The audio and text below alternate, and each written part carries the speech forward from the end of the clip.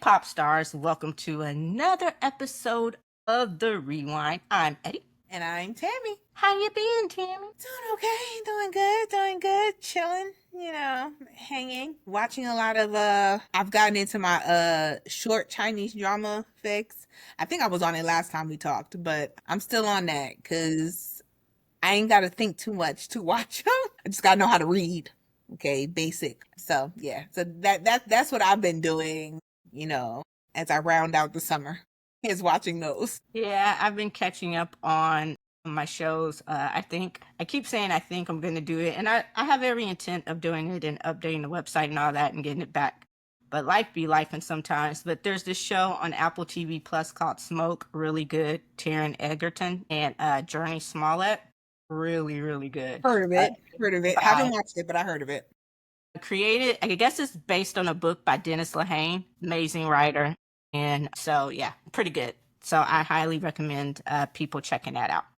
Anyway, guess we'll get things started.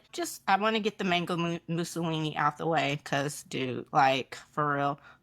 Epstein shit's not going away. Nothing they do is making it go away. We talked about that last week. He moved Ghislaine Maxwell to a minimum security prison here in Texas. Pretty much gave her all the immunity in the world. The only thing he hasn't done is pardoned her, which even Candace said, Owens, don't be surprised when he pardons her. So just don't be. But yeah, other than that, the people still want the records released. But yeah, whatever. Speaking of Texas, the gerrymandering saga. Yeah. You got thoughts. Go ahead. I am politics, but not necessarily like I try to stay away because I think he's talked about more than he needs to be. So I really try to stay away from talking about that man as much as possible because that's always been free publicity for him. He does when you stop talking about him, he does something crazy in order to bring his name back into the conversation. So he don't need my attention because he gets enough as it is. But I think that when it comes to like the gerrymandering of the map, I follow this. She's a really, really great commentator over what's going on. Like she's a huge supporter of the Houston area. And she talks about it all the time. And she compared the drama of what's going on in Texas to a game of spades. Okay. I don't know. Did I send you that video? Did I saw that? I did. So And, apropos. huh? It was hilarious and so apropos. And, before people say it sounded too educated, that means appropriate. I am the person who uses big words. I read the dictionary. I'm that nerd. But I will say apropos means appropriate. There you go. Thank you. Because, we got to bring it down. Because she also talked about that. It's funny that you say that because in one of her previous commentaries, it was after the interview with Kamala Harris and Stephen Colbert. And she used, what was the word she used? Capitulate. And so the influencer that I'm talking about, I believe her name is Woman Who Likes to Brunch, I believe is her name. And she talks about how while one of the problems with Democrats is we don't want to accept the fact that even if we feel we shouldn't have to, you do have to basically dumb down when we're talking about like things that are going on in politics and in the government. Not everybody has an expanded vocabulary or is able to fully comprehend what is being talked about when you use words, and a lot of people don't, even like college educated people may not know what capitulate is, right? And so he says one thing that Republicans do very well is they make things very basic, straight to the point, in order to get people like, oh, I understand that. Whether they're lying or telling the truth, they fully understand what that Republican is telling them. And so they connect more with it compared to they feel that a lot of times Democrats are talking over their head or they're talking like, oh, I'm so smart, you need to get up to my level. And people just aren't there to be trying to get up to your level. They're going to just be like, well, forget you then. I'm going to just chill down here by myself and you go be on your level by yourself. So she talks about that. But she compared the gerrymandering to spades. And when I tell you, I got it. Like, as she was going through it, I was like, I fully understand it. She said that Texas is the ace of spades. And she was like how but that's their highest card. And so she was like, they forget that they got, you know, the Joker, and they have what is The queen? not the queen, deuce, all right, the two of spades, right? So if you play spades, then you kind of get it, and you know who she was really talking to with explaining that. But she says California and New York, like, they completely forget that while y'all got your ace of spades, you ain't got nothing else. After that, you got all low spades. Like, all your others is low spade cards. She said, because Florida just did that. Florida ain't coming through. And they were like, Florida's the only other, like, high, you know, suit card that they have. And Florida is going to be chilling on the side because they literally just got through their map. And she says, you know, there's other stuff. But she was like, they don't take into consideration. And so somebody wrote in the comment and said the reason why is because Democrats have always played fair. And so even as Republicans have never, like, don't play fair, and they're going to do what is necessary in order to win, they always depend on the fact that Democrats are not going to do the same. That at the end of the day, they're going to be like, that's against the Constitution. That's against this. It may not be against the law, but we know that's just not what we do, kind of thing. And so they're very dependent on that. And to now see that California, with their, you know, governor over there, is like, okay, you do, we do. like you do, we do. And I said last time we talked about this, I said, I'm waiting. We doing a lot of talking, but let me see it. But then New York came into the conversation. And the governor of New York was like, okay, well, you know what? We at war. She was like, we're at war. She was like, we're against each other. She was like, there's no more talking this out. She was like, we have to be honest. And she even went a little bit more hard on the conversation, on being very public about where we are. And I think that with California, I was like, you know, you talk a good game, but let me see it. But when you realize that these governors are now talking to each other. They're having conversations. Democrat governors, Republican governors always have conversations with each other. Democrat governors are having conversations with each other. And they're calling each other up and being like, yo, so you ready? Like, what we doing? Like, if you do it, we do it. Like, we just gonna hit them both ways. And they don't have as much room to move. And then, you know, you got that billionaire in Illinois, and he's like, I'm about this financial life. And I'm like, sir, you that rich? And they were like, Rich. yeah. Rich. And they were like, well, he's the heir to the Hyatt Regency hotel fortune. Like, you know, people thought that he a Democrat? Yeah, like Democrats have money. It's just I get that, but you know how Democrats may have money, but Republicans have more. Because most of the time you think of people, once they become rich, they become a Republican because they want that tax breaks and they want all that kind of stuff, like the immoral stuff. But yeah, and he's also housing, I'll call them the runaway Texans. He's also housing the runaway Texans. And so, you know, they've issued the warrants, trying to get them to come back. And there's this guy, this influencer. They're not trying nothing because they ain't got no jurisdiction, but yeah. Yeah. And so, you know, they threatened to send the Texas Rangers in, and he's like, where? Y'all gonna send them where to do what? Like, bruh, you think Chicago has a bad reputation, but it wasn't home to Al Capone for nothing. There's some true gangsters in Chicago, okay? I'm just saying, Illinois, you know, you got to remember who you're dealing with, and Pritzker ain't playing. It's like, and I agree with you, going back to the conversation, and you know, I'm going to play devil's advocate on the whole intellectual thing. I get it. But sometimes what I tell people is your insecurity. Now, of course, you don't always want to be that person talking over someone. But to me, I was always raised, and I know, if you don't understand what they're saying, go look it up, ask questions. I get that. So you know, so I get it. I do. I see both sides of that issue. That's all I'm going to say about it. I get it. But the other thing is, you know, the people that are talking down to your level are lying to you. So so you're electing them because you feel more comfortable listening to them? They don't know that though. They do.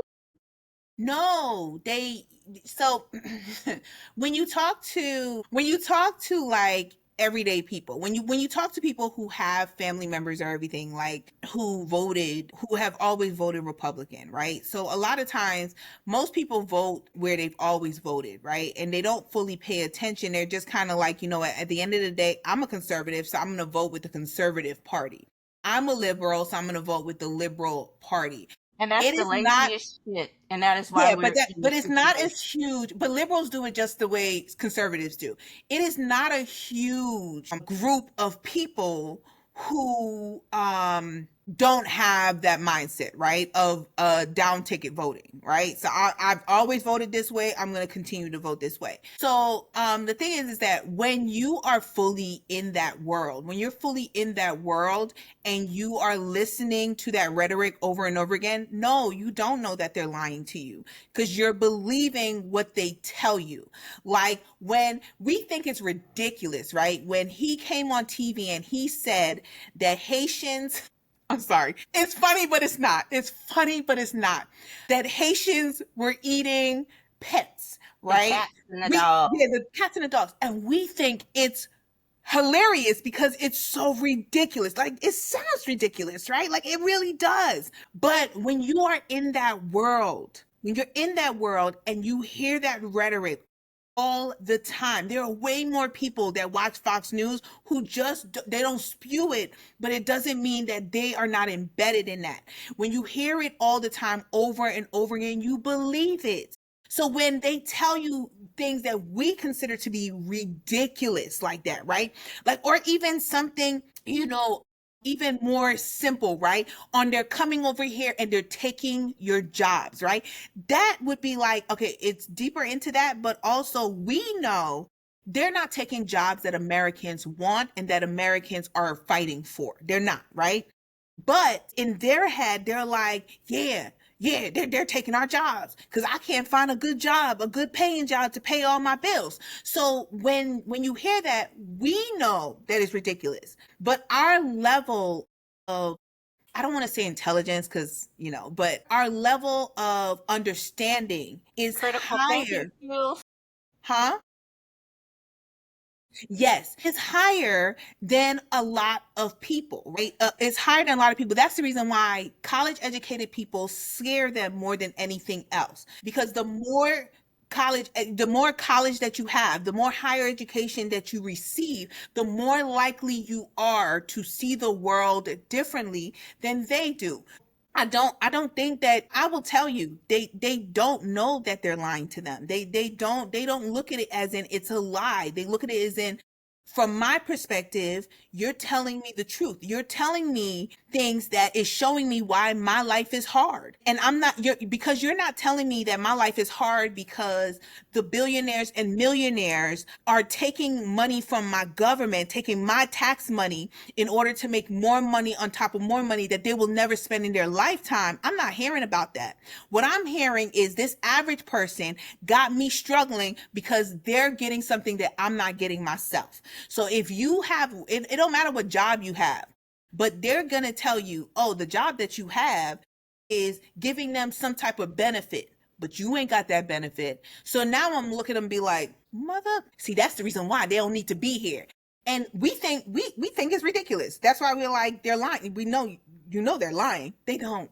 I hate that we have gotten to the point in our country where I have to say that people truly Are stupid. believe it. They believe the propaganda. They believe the lies to the And point where I can tell you it's a lie and you're going to be like, no, you're lying.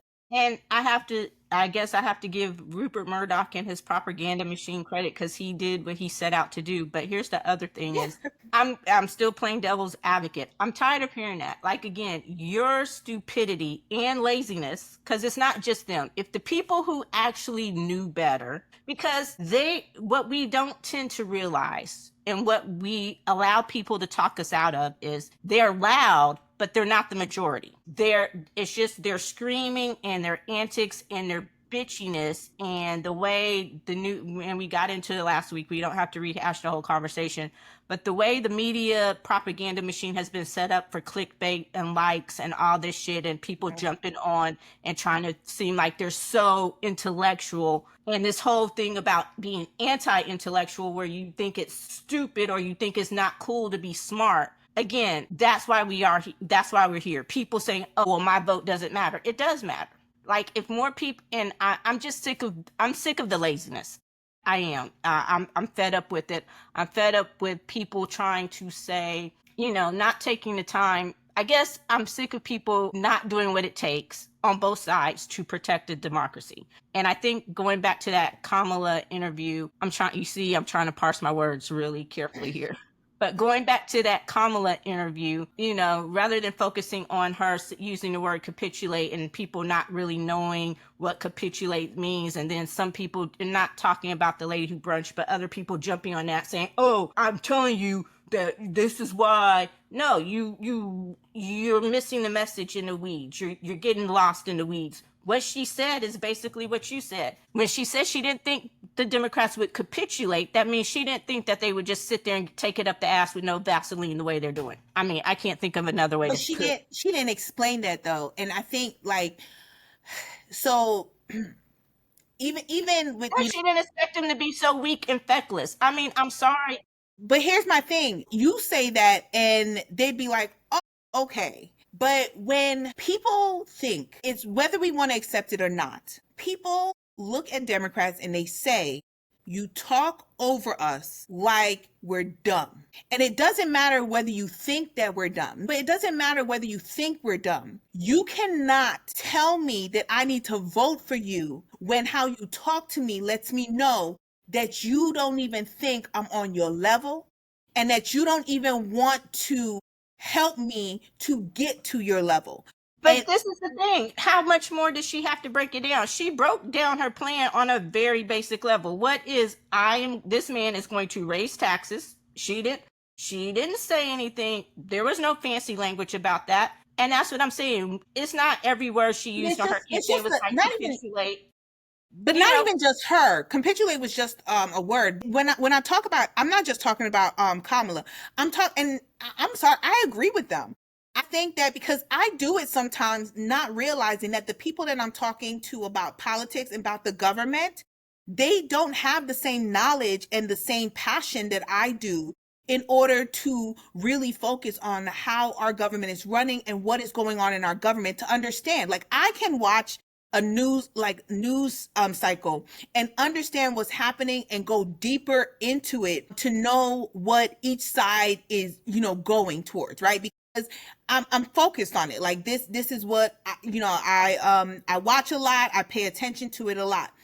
Democrats as a whole, a lot of them, because they do talk over you, we have to accept the fact that in this country we need to bring it down because a majority of adults are at a sixth grade literacy level. and However we want to do it, like that's just how it is. So if Democrats as a whole, not just one or two, Kamala just happened to be the face of it at the time, but Democrats have been losing momentum, and the reason why is because more and more people do not have the education level to keep up with the leadership of the Democrats, which is the more educated political party.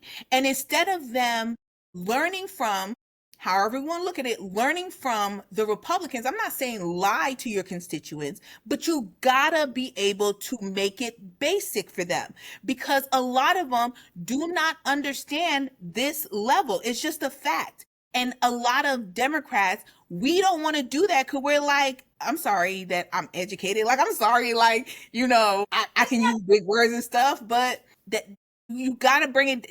Too many get people are that. not on that level anymore. I get that. And I'm not disagreeing with that at all.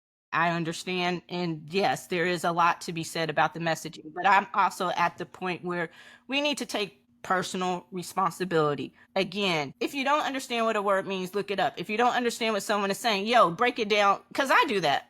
Do you get it? No. Like break it down for me like I'm 5. So I think there's a meeting in the middle. You can't And that's what I mean, taking the lazy way out.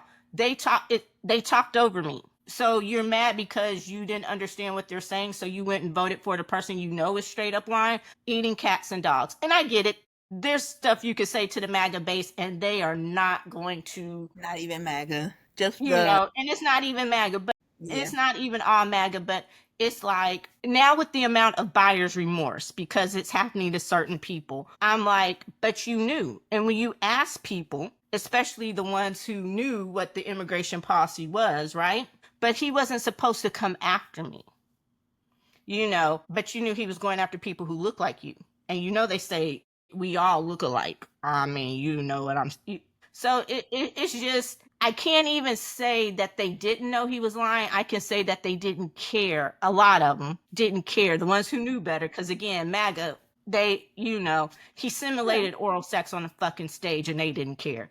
So with the mic, that was probably bigger than him, but that's neither here nor there. That's just word in the streets. So, but I'm just saying that I'm tired of excuses, and getting back to the original thing is I agree with you. I really hope that they stop playing by the rules, because no one gives a fuck about it being bipartisan anymore. That's not going to win you any points. Nobody And cares that gerrymandering is actually against the Constitution or like no, you know, we can't take that into account on the decisions that we're currently making. yeah. And so, because, so now you have people who are saying, well, why didn't Democrats stop it? Well, that's the thing. Y'all always want Democrats to come save you after you fuck up. And Democrats do when they get in office. And then you forget and you're like, oh, well, he had a bad night. So no, he can't be, you know, but the whole thing is this. There were two bills that passed. The Democrats passed them. The Republicans shot down the whole anti-gerrymandering thing because they know that's the only way they can win. That's why they start drawing these crazy ass gerrymandered districts, is so that they could win. That's why they've been slowly, like the thing that they're doing here, they already did it quietly as it kept. And I think I mentioned it either one or two episodes ago. They did it to the first time Texas got away with this, and this was the Texas case, and I think very few people paid attention. They did it right before the election. There's this little district not far from Galveston, Texas, and they wiped it out. It was they had a black representative, and they wiped it out. They folded Test it into, subject? Test subject? test subject. They folded it into another district, you know. And so I'm just like, I need people to stop being so, how do I say this, lazy about the things that really matter. And I get it, you know, a lot's going on and this is a lot, but you can't not pay attention, and you can't keep sitting on your ass and doing nothing and then complain when shit goes to hell, because you had every opportunity to keep it from getting this far, but you chose not to do anything for whatever reason. So, you know, but I highly recommend you watch the Kamala interview.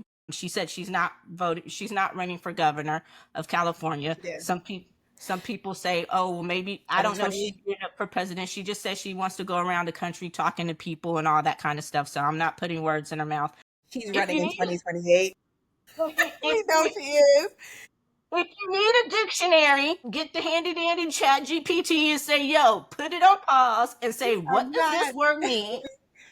I'm just saying, I'm tired of the bullshit. You know me. It gets to a point when your stupidity is not my problem, but I'm tired of paying for your fucking stupidity. Like, You're dude. right. You're right. You know, back on the gerrymandering in And you California know when I and get pissed, it just comes out. yeah, Yeah. California and New York. I will say Gavin Newsom. In Illinois, because Pritzker, the Yes, gangster. but you know, with Gavin Newsom, governor of California, if you don't know, you live on the rock, has stated that he is waiting because as soon as if Texas is able to do this, California is going to do it as well. The interesting thing is Gavin Newsom just came out and said that they're going to do it with the authority of the citizens of California. And they're going to have their people involved in this decision. And so, and you know, he's only saying that because he knows that majority of the state of California is going to be in agreement on doing this new gerrymandered map. I will say the one thing that I hate that he said is he's going to do the 5 for 5. And I say they do 5, you do all 9, because you can. Uh-huh. California is the type of state you can take all 9 of them And I say you do that so that they think twice. New York, I think the governor of New York has been a little bit more forceful on her decision for it. I think that they're all waiting. I think that if California starts the process and California says they're doing it, I do think that New York and Illinois is going to immediately be on board and they're going to start the process as well. And I love that. Now, it kind of makes me want Texas to do it because while Republicans have done an amazing job of siphoning off power over the last couple decades, right? They've been very successful at it. I think that Democrats can be more diabolical in it because no matter how you look at it, when you look at the country, Democrats have more people. They have more people. It doesn't matter who voted. Like when it comes to president, sure. But you have to remember that Democrats live in cities. That's where majority of the people live. And so being that they have more people and Democrat governors have kind of been sitting back, that we may not have as many states that are run by Democrats, but they've been sitting back. Y'all, Republicans I'm talking about, have been gerrymandering your states for decades. Okay, for at least 20 years. You've been gerrymandering your states to the point where you ain't really got nowhere to go anymore, baby. You don't. But we do. Because while we have gerrymandered as well, we have not gone to the extreme and we've kind of stayed within we've been coloring within the lines for a minute. If we go diabolical and we just like, well, fuck it all, we can really do damage to the power that Republicans have in the House. And Texas is kind of like they're doubling down, and I understand why. Like you don't, because if Texas backs down, then it's over. It's a wrap for them, right? Because ace of spades. But that Joker takes that ace every time. And I think Every single time. You know what? Big Joker, little Joker. California is the big Joker. New York is the little Joker. Big Joker, little Joker is going to trump that ace of spades every time. If we're not talking about deuces. Illinois is the queen. Yeah, like we taking it every single time.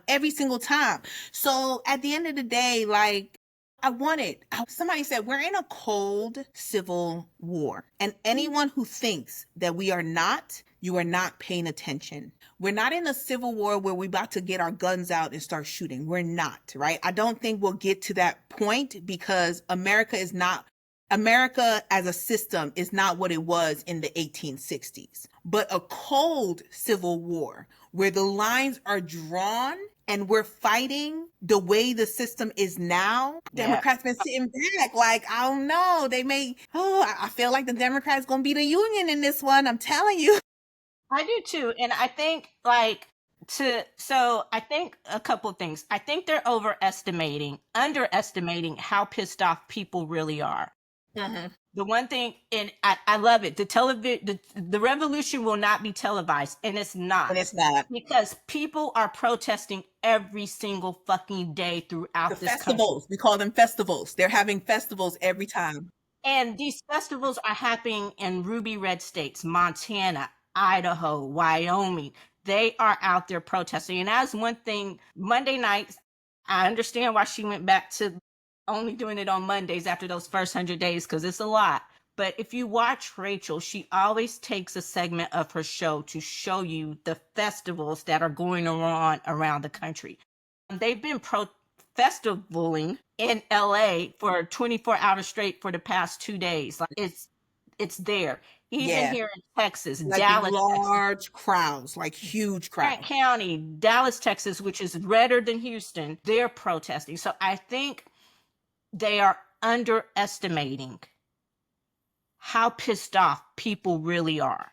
And or are they? I think they are, because here's the thing. They can't, what is driving this is as much of an idiot as he seems. He pays attention to the numbers. And it's not that he's losing, but he's losing his base. He's losing his people. And he's losing supporters from people who supported him. So he's losing conservative Republican votes. So now it's like, how can I get this? And that's what I think that they don't understand is, yes, you're going to have that MAGA base that's going to support you pretty much no matter what.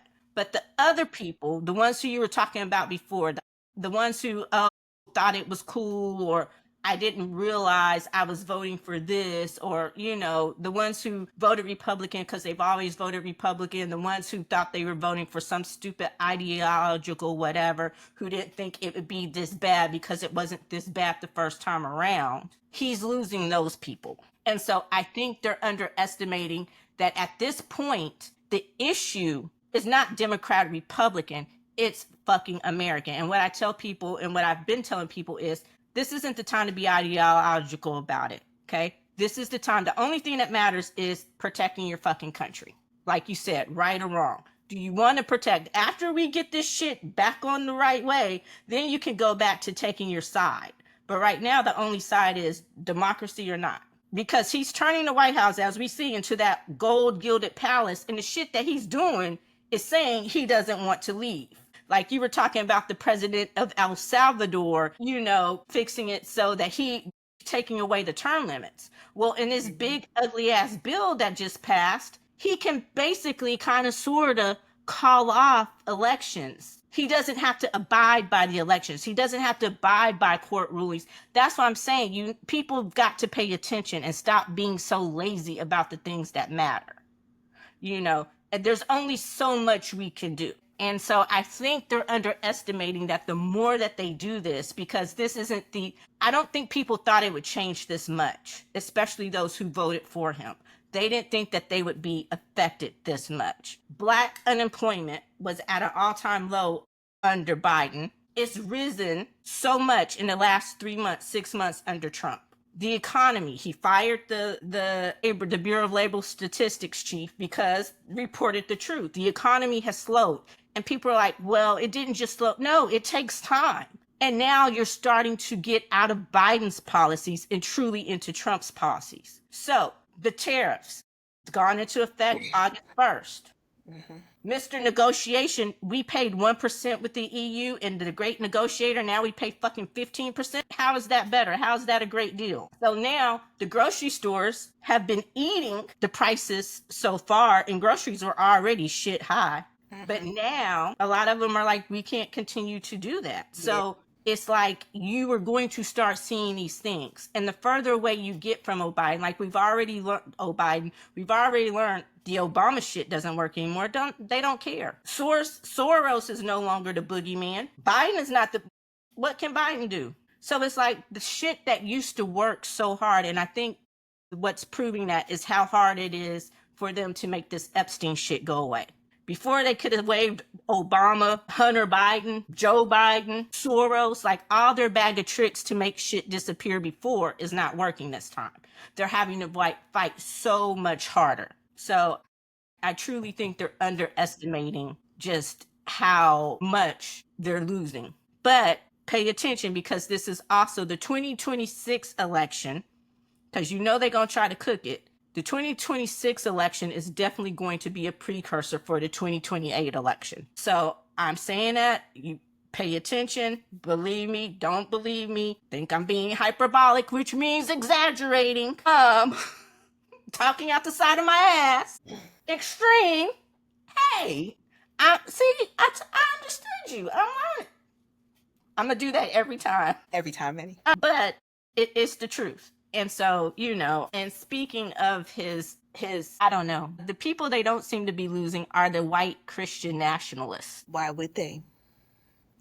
And so I just want to know if the women, those suburban women, did not realize that they're coming for you next with the Handmaid's Tale. The Secretary of Defense, who is so great at social media, he retweeted this post that supported taking away the 19th Amendment, repealing the 19th Amendment, saying that women's place is basically, in the kitchen. The guy who tweeted it, the big pastor in this or whatever, basically took it all the way back to ancient times. Women are only good for birth and babies. Basically, that's what we are there. And he said, and quote, that does not take a talent to, but that's it. Just birthing vessels. Think so. I'm on the side of TikTok where people, it's called deconstructing your religious ideals and what Christianity is today, right? And who forced it upon us? Why do we follow it?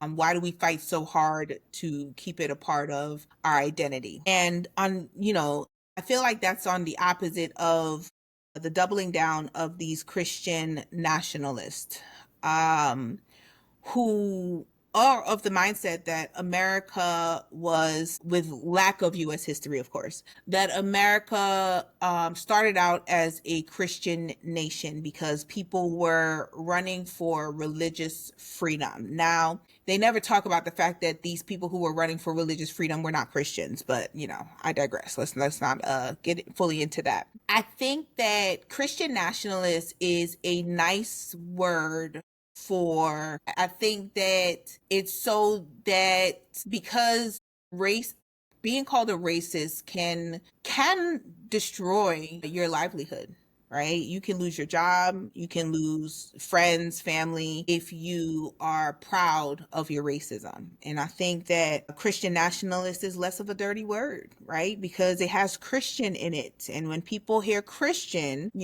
ultimately you got a point, because it's based in biblical text. All right. Women shouldn't have the right to vote. Why not? Because a woman is not independent of her family and her husband, right? They use certain verses, not to get fully into it, but they use for certain verses to say that the reason why women shouldn't have the right to vote is because a man is the head of the household. So if he's the head of the household, should he not vote for the family? Should we not have a conversation, and then once we have the conversation, whether you agree with me or not, I should have the final say because I'm head of the household? And these women who are part of this group are like the KKK. When people say like, well, how can you be okay with this when your rights are going to be taken away? Women were in the KKK. They were actually prominent members of the Ku Klux Klan. So why is it surprising that they're prominent women who are part of the Christian nationalists,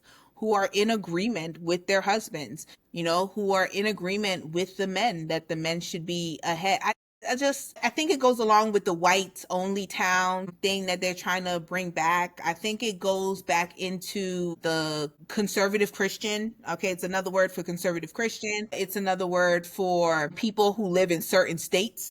I'm not going to name the states, but people who live in certain states that have this mindset, part of their religion, their, religious policy that they have. I mean, just call a racist a racist. Yeah. Just call a racist a racist. Call a sexist a sexist. Like, you're a sexist. Okay. You're anti-feminist. Okay. You're anti-woman. Okay. You're anti-black. Okay. Like, I don't care what you call yourself. I know what you are. Like, And you are what you are. I think it gives Christians a bad name. And I see, I saw that reaction, and I'm gonna say this. And how do I say it? It gives those of us who truly believe, because I would consider myself a Christian. Now, does that mean, and then when people hear that, you automatically get that, but I believe in equal rights. I believe in trans rights. I believe in gay rights. I understand the problems with the church. I do. I understand that's the Christian, that's Christianity, right. And so, these are the same people who use the Bible to subjugate us. These are the same people who do everything anti-Jesus. He came for the poor. He came for the ill. He came for the afflicted. He came for the sinners. These are the same people that would have led Jesus to the cross because he didn't come the way they expected him to come, So I love when we take the Bible and we twist it to say what we want to say, but we miss the message, And then sometimes when you point those things out to people, oh, you too smart, or you're reading it wrong, or you do it, So I get it. I get the whole deconstructing because I do it myself sometimes, So I'm just like, you give the religion a bad name. You do, because it's not. And again, I think the loud, wrong parts of it have taken over, have taken over and have turned a lot of people off from the religion and all of that. But yeah, and there's this interesting piece, because I was watching this news piece out of Tennessee where they were talking about how they're trying to take over Middle Tennessee. And the pastor said basically what you said, just call them what they are. white supremacist, racist, add the misogynist in there too. And you did have one man, and it's funny you said that, because this one man said, and the woman said, and the lady was interviewing Hegseth's pastor friend or whatever, right? And they're all proud that they have these connections to the White House. And she said, I'm a woman and a mother of 3. Does that mean I shouldn't be working, or I shouldn't have a voice or a vote? And he was like, well, that's good for you, but blah, and it's just like, and then this other lady said, well, I submit to my husband. And I'm like, okay. And she's like, well, his vote. Well, what if you disagree about the vote? He goes, well, that would prompt a discussion.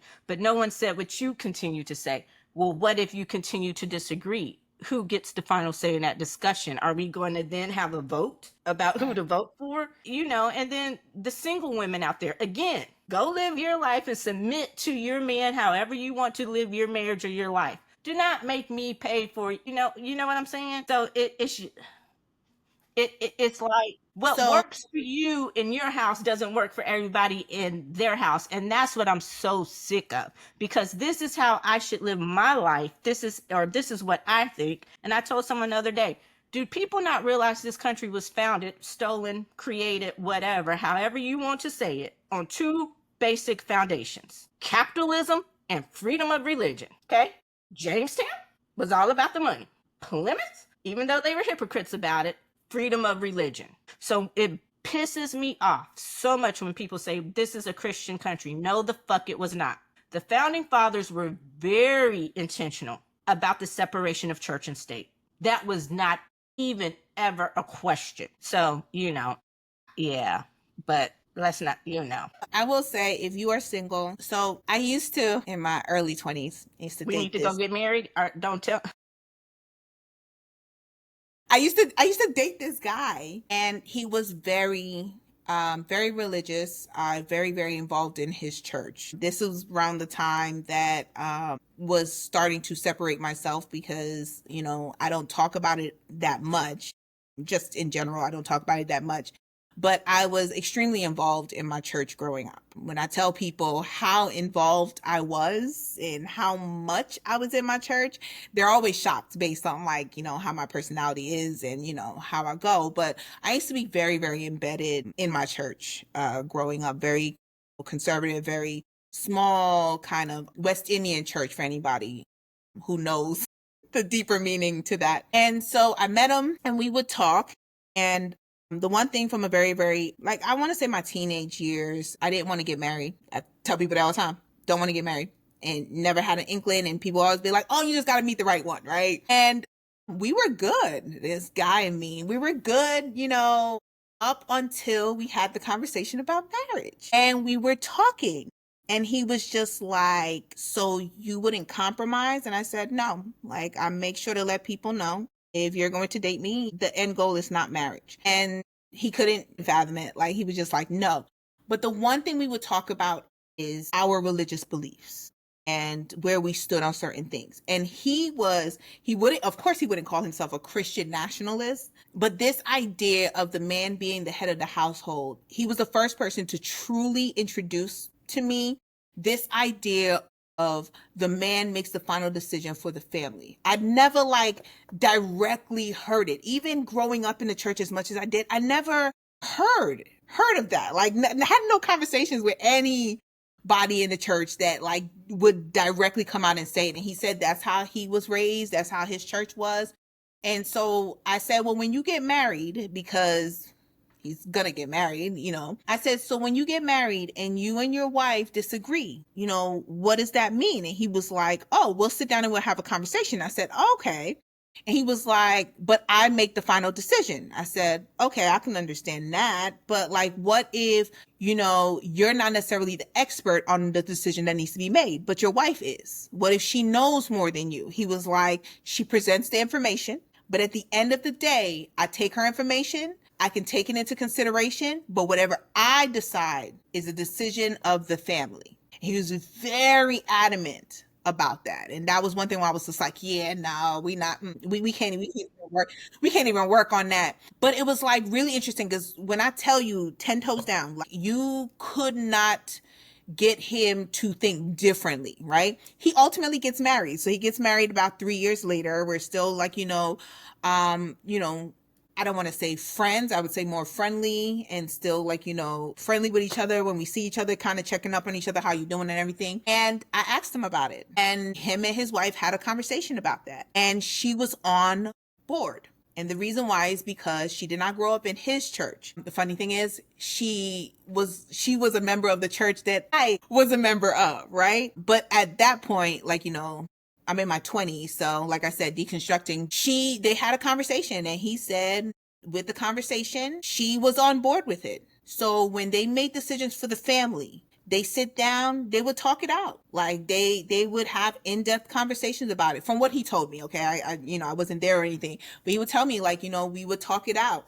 But at the end of the day, she knew and he knew that he made the decision, and whatever decision he made, she could not fight him on that because he was the man of the house. He was the head of the household. And I think now, and I'm like, we wouldn't call that Christian nationalist, right? But why wouldn't we? Why? Because he was a black man. He was a black man, black family. His wife was black, but he had that same concept as Pete Hegseth and his pastor, where the man makes the decision. So at the end of the day, while he considered his wife to, have a job and be independent, when it came down to it, she made no decision on her own. Isn't that what they're talking about?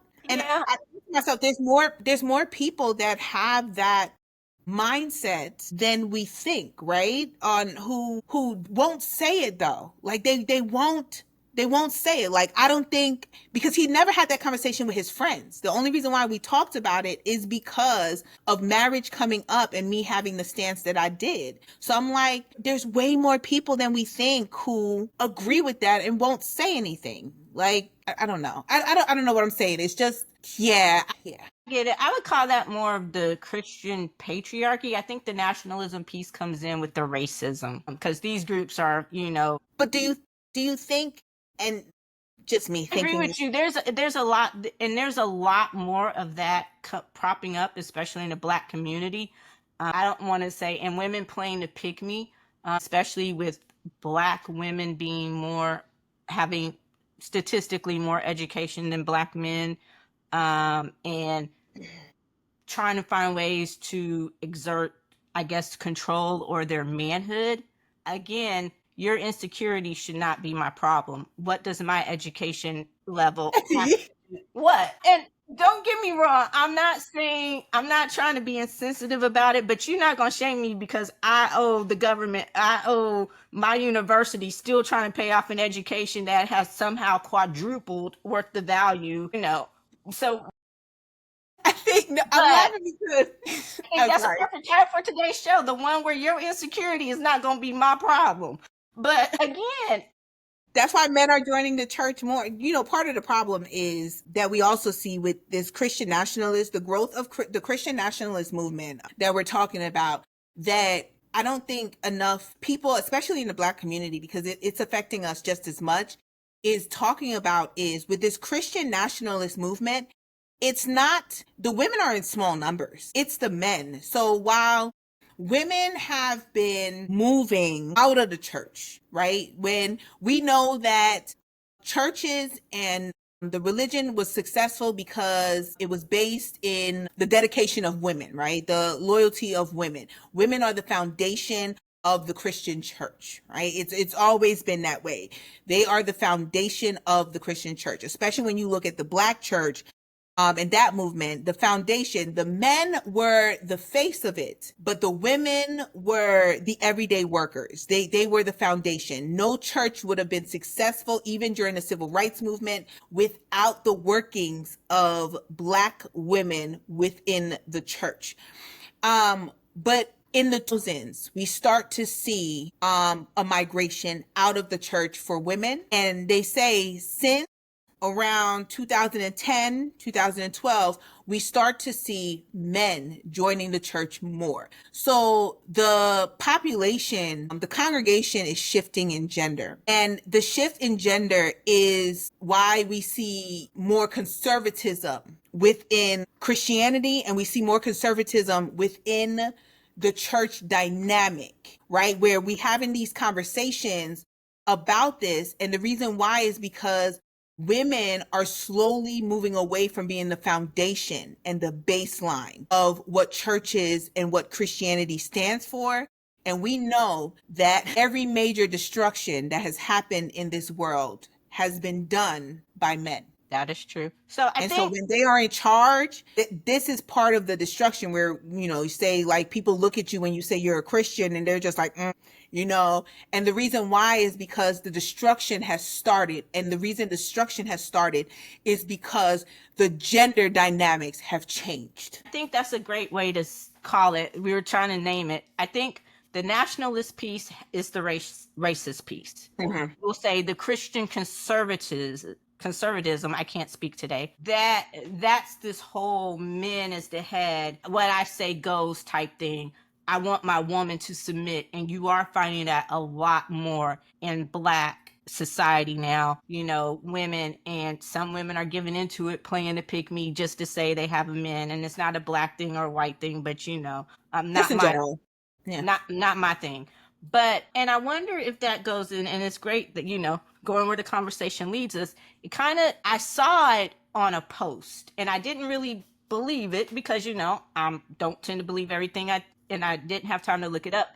But I actually saw the chart and the statistic where someone said, I wonder if this is why most men under 30, over 50% of men under 30 have not had sex. I'm like, what? Not that I'm saying, you should lose it at 15, but, it gets to, especially in the 20s, college, And so I went back and I was looking at the chart, and it shows a steady rise from 2008, 2010, when the country tried to take this more conservative lean.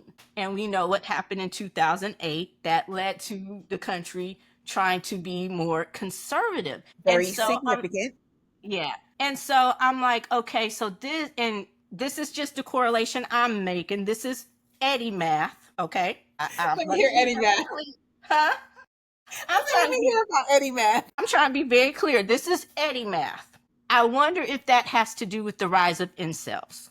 Because women, Yes. and this has nothing to do with your education level or whatever, right? Most women are not looking to marry their fathers. Most women do not want to be told what to do. This summer, I got on a whole divorce court kick. Don't ask me why. If you have nothing to do, I highly recommend you watch the divorce court. Star Jones is great as the judge. It's great. But one of the things I kept finding over and over in a lot of these cases is, especially yesterday, I was watching this one young man. He was 24, she was 20. They were in their 20s. They've been together since high school. He was the stay-at-home dad, okay? And she was the breadwinner in the family. And that dynamic worked for them. But as the stay-at-home dad, he also wanted to be the head of the house. And not basically, he felt like it was because he was the man. And it wasn't a money thing. Like, they didn't have a problem with him being the stay-at-home dad and her being the breadwinner.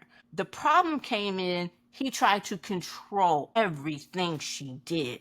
And this girl was 24, girl. She looked so broken and beaten down because, she went to a party with her friends and she rode with her friend. Her friend wanted to stay at the party longer, so she texted him and let him know, hey, she wants to, stay longer. I rode with her, so I'll be home a little later. He gets mad about that. She should have told him before. She said she could be going somewhere, say I was coming to your house, right? On the way to your house, I have to get gas or I get thirsty. I stop at the store, stop at McDonald's or whatever. He's checking the location. Why didn't you tell me you stopped at McDonald's? Why are you stopping at that kind of stuff? And you're finding that. And I've seen that more and more, especially with younger people, younger men who want to have these controls. And where we work, you see these relationships. And I'm like, y'all are way too young for this, So, yes, I think that the problem is that women are more educated than men, right? And the problem that we're having with the gender dynamics, at least I'm just talking about from what I've witnessed within the United States, because that's where I live, that's what I observe. Women are more educated. That's a fact. That's statistics. Look it up. That's data. But at the same time, when you go to college, it opens up a whole different world. It doesn't matter what your major is. You're going to learn beyond the bubble that you have grown up in. It's just automatic unless you go into a like extremely like Christian college that you transfer I'm from sorry, one I'm not. bubble to the same bubble, but that's very rare. Okay, they got like hundreds of students. I'm talking about like, big, universities, colleges, a couple thousand. When you go there, it takes you out of your bubble, right? Women are more likely to go to college. Women are more likely to graduate from college. Black women are more likely to get master's degrees, are more likely to get PhDs, right? The higher in education you go, the more you burst those bubbles that you have grown up in, right? But we also have to look at the fact that we're leaving the men behind. And one reason is because, based on like, we observe it all the time, is that while girls are pushed to strive for that, right? They're pushed to, you're going to go to college, you're, be something. You got to be independent, right? Because our moms went through the shits, right? So it's kind of like my daughter's not going to go through that shit, right? But remember, they say you raise your daughters and you love your sons. And in loving your sons, you push them to be like, just go get a job, right? You got to support a family, right? So they don't want to push them out of their bubble. So they're less educated. They just are. They're less likely to finish college. They're less likely to get a degree. And so because they're less likely to do that, they sit at home and they're watching TV and they're playing video games. Listening to these And stupid podcasts. they're No offense, listen yeah, to our.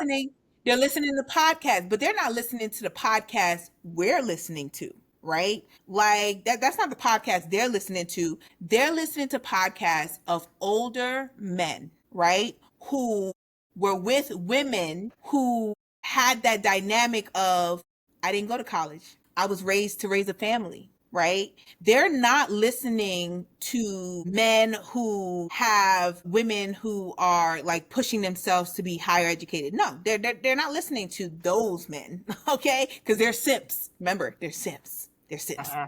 And I think that, that's the reason why they gravitate to the church, is because patriarchy is dying. It's a slower death than anything else, but it's dying. And the reason why it's dying and the reason why they're trying to hold on so strong is because it's dying because women are becoming more economically independent. And it Okay. goes back. It's not being handled well, right? And they're trying to push us back to what we were. They're not trying to do that because, I don't care what nobody says. They're not trying to do that because they truly believe in this, I'm the head of the household and biblical they're not. They're doing that because they cannot keep up with us. And They're not able to keep up with, they have kept us down for centuries. Okay. It's like how you look at women is how you look at Black people. Okay. To know that, because history mindset, to know that educating a slave was illegal. Why? Because an educated slave is a dangerous slave, right? Because the more educated you are, you realize that the system that you are in is a horrible system and you must dismantle that system, right? And the scary part is the more educated you become, you start to realize that the way to dismantle that system, whether you agree with it or not, is the same way that that system was built. So if that system was built in violence, it must be dismantled in violence. And I don't always necessarily mean physical violence, but it must be dismantled in violence because it was built in violence. All right. And so, with that, they're not handling that well. They're not no, like, and it yeah, they're not handling that well. it's the male grievance, it's the white male grievance. Like, again, your mediocrity is not my fucking problem. The fact that I went to school and I have this education, we could come in and have the same job. You could have less education than me. You still gonna come out of there just because you have a penis making more money than I do. Okay? So again, your mediocrity, your insecurity is not my fucking problem. That is the theme today. We That is need the that theme on a for today. shirt. Your mediocrity is not my problem. We need that on a shirt. Popcorn wine down. Okay, that's Like, that's our new slogan. I'm serious. That's going to be the title for this show today. Your mediocrity, your insecurity is not my It's fucking not my problem. problem. But it's on the rise. And again, it's like, Dangerous too. yeah, and it goes back to, the racism piece, the misogyny piece, like everything that's going on all ties into that. And their whole, what is it? oh God, I'm just going to call it the erasure theory, because you realize that you are becoming the minority in the country White that you, replacement. yeah. Um, and the whole thing about, again, this is Eddie Map, this is me, this is just what, okay. The whole thing about the black unemployment and firing so many people in the government, because where did a lot of people have their jobs? The government jobs, right? Biggest employer in the country. Yeah, it ties back into that whole, they're not stealing your jobs, because when he said it, he didn't say they was taking your jobs, he said black jobs. So again, 2 plus 2 is 4. I'm just saying. That's universal math. Now, if you need me to connect the dots, I think I might start a Patreon and we can do that. But you know where I'm going with this, right? You following? So Mhm. it's just a lot.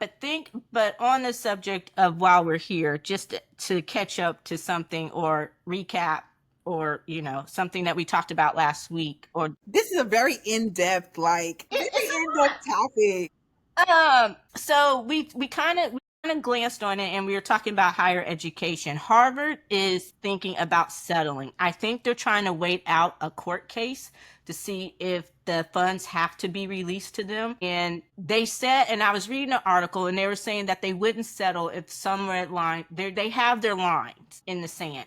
It's a dangerous game they're playing, because settling with this fool does nothing but empower him. And I understand. It's just, I don't want them to settle. I really don't, because it sets a dangerous precedent. And if Harvard falls, they're all going to fall. He's coming after UCLA, won $1 billion settlement from them. Columbia, they settled and they're still bending over. They have to release all their race and emissions data. So Brown settled, Penn settled. And it's just like, and I still want to know where the fuck all this money is going, because it's not going to the government. But so yeah. I may hate to admit it, but I think that while we may look and being like, this is genius, right? To be a genius is to be on the edge of pure evil. And so you go after these colleges to make money, right? For you and your people. I think that Harvard has already fallen. I think that it's a wrap. I do think that what you said earlier is true. I think that the people have been underestimated.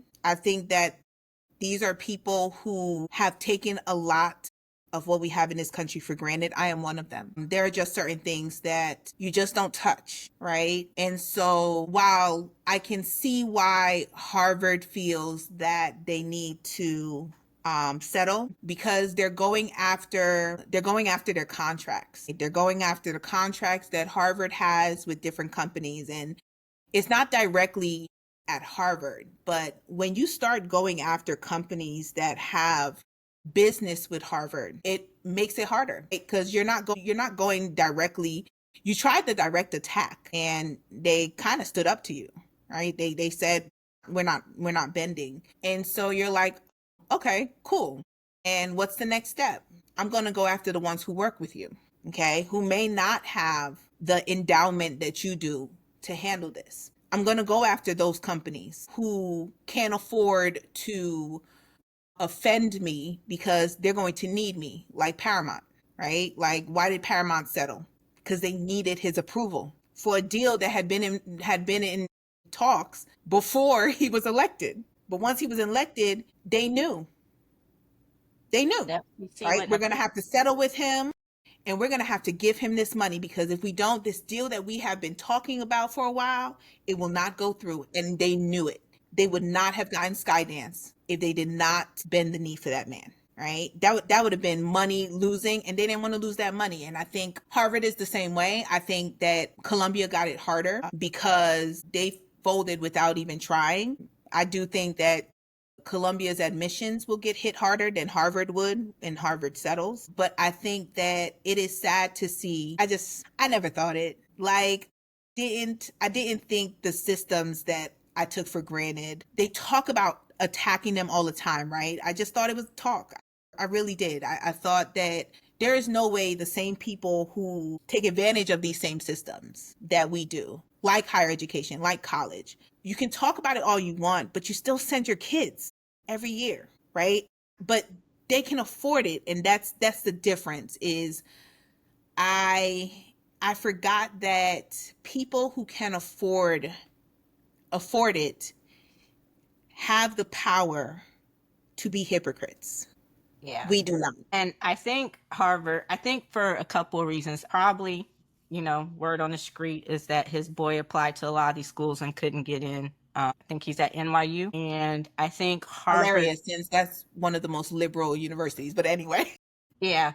I think Harvard also has stood up to him, and he knows that without the legacy and money, he wouldn't have been at Penn. I think he knows that no one is going to erect, poor choice of words, but erect a library in his name. No one has stepped forth to ever do that. Maybe Trump University will, give him his library. But I think, again, going back to the theme of today, he's an insecure, very insecure old man with dementia that no one is talking about. His mental acuity, like, they can tell you all the fuck they want that he was just up on the roof of the White House the other day taking a walk thinking, no, the motherfucker roamed off. Y'all lost. Look, whatever his call sign is, dumbass has been lost.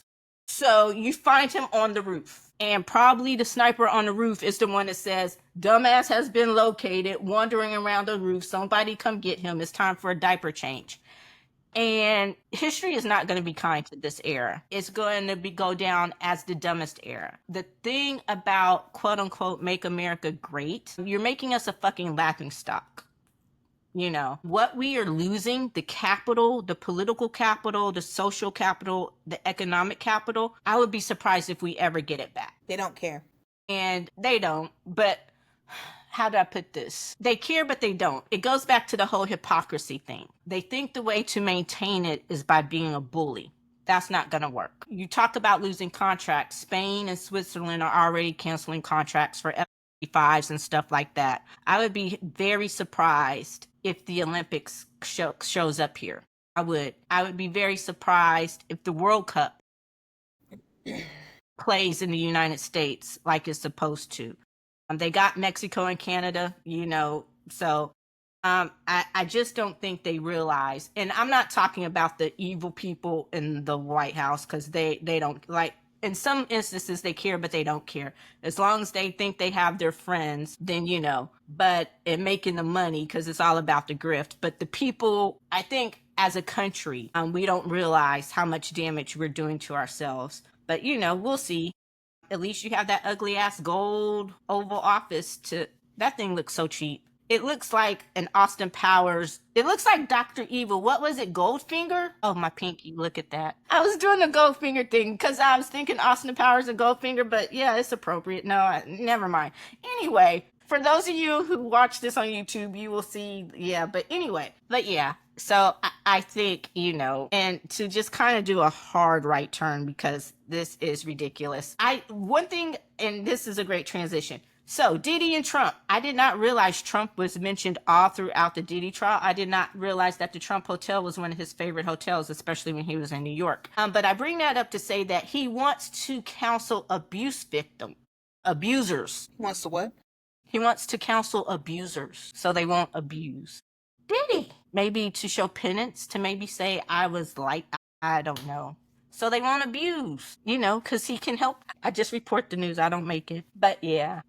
And of course, the internet never loses. They said, how the fuck you gonna counsel abusers when you haven't even, helped yourself? But that's neither here nor there. And Dean Cain wants to join. No, he does not want to join ICE. He has joined ICE. He is apparently a sheriff's deputy and reserve officer in Nevada. And he has joined ICE, and he's going to be deputized into ICE as soon as possible. So probably by the time this airs. And I think it's funny in that very ironic self-hate type of way that you had people, your family, by your own admission. First of all, your last name is Tanaka. We were talking earlier off air about stage names. His actual last name is Tanaka. Okay, his legal name is Tanaka. Back when he had some fucking sense, before he just went full on MAGA racist, he actually had the name, I think in Japanese, tattooed on his ankle. but your people, your grandparents, your family was held at a fucking internment camp in Idaho. You have talked about this and the internment of your family and how wrong it was. And this is who you become. And Margaret Cho, she had the best one. She said, "You'll always be Wong, never white." Okay, so let me be honest. Here's my opinion on that. I didn't know Dean Cain was Japanese. Yeah, like when he was Lois and No, Clark, he talked I about his get, I get it now. Now, granted, I didn't pay attention to who he was as a person. I was a huge fan of Lois and Clark, not necessarily of Terry Hatcher and Dean Cain. I know who they were because of Lois and Clark. I love So, Dean Cain. I had the biggest crush on so him, and and the thing is, I knew his name and I thought he was cute when he was Superman, right? But I never knew he was Japanese. And the reason why I say that is because I thought he was white. Like I thought he was white with a little mix in his background somewhere, but I thought that dude was white. Like it never crossed my mind that that man, I feel like if he had never come out and said talked about like, his history and his past. And I'm telling you, if you talk to people, I'm sure a lot of people didn't know that that man wasn't white. that, And and it had to do with so the name he's change. white passing. He's definitely white passing. And so just like with any other group of people that is white passing, him being MAGA and joining ICE is not surprising. Like it's like when you think about his past, it's sad to think that his background is Japanese. But this is the first time I just learned something new today, Eddie. I honestly didn't know the man was Japanese. And so it's not surprising to me that he was MAGA because I'm like, okay, you a white dude and you being MAGA, like that just go hand in hand. And so I think that the saddest part for me when it comes to Dean Cain is the character that he's most known for and the superhero that he played. Like he played Superman. Like you can't, I mean, just looking at the history and the background of Superman, which is even sadder now that I know the background of Dean Cain. Looking at the history of Superman, that's what breaks my heart. Is I think that if he had played any other iconic character, if he had played Batman, if any other iconic character, superhero or not, it wouldn't hit as hard as it does because he played Superman.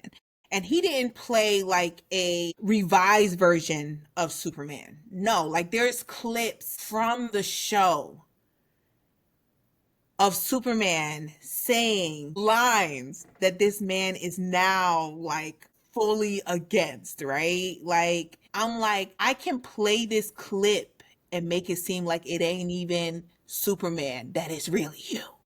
And And just interviews, like people are putting up interviews from him from that time, and it's like, again, no one's making this up. You're the one who talked about your actual last name being Tanaka.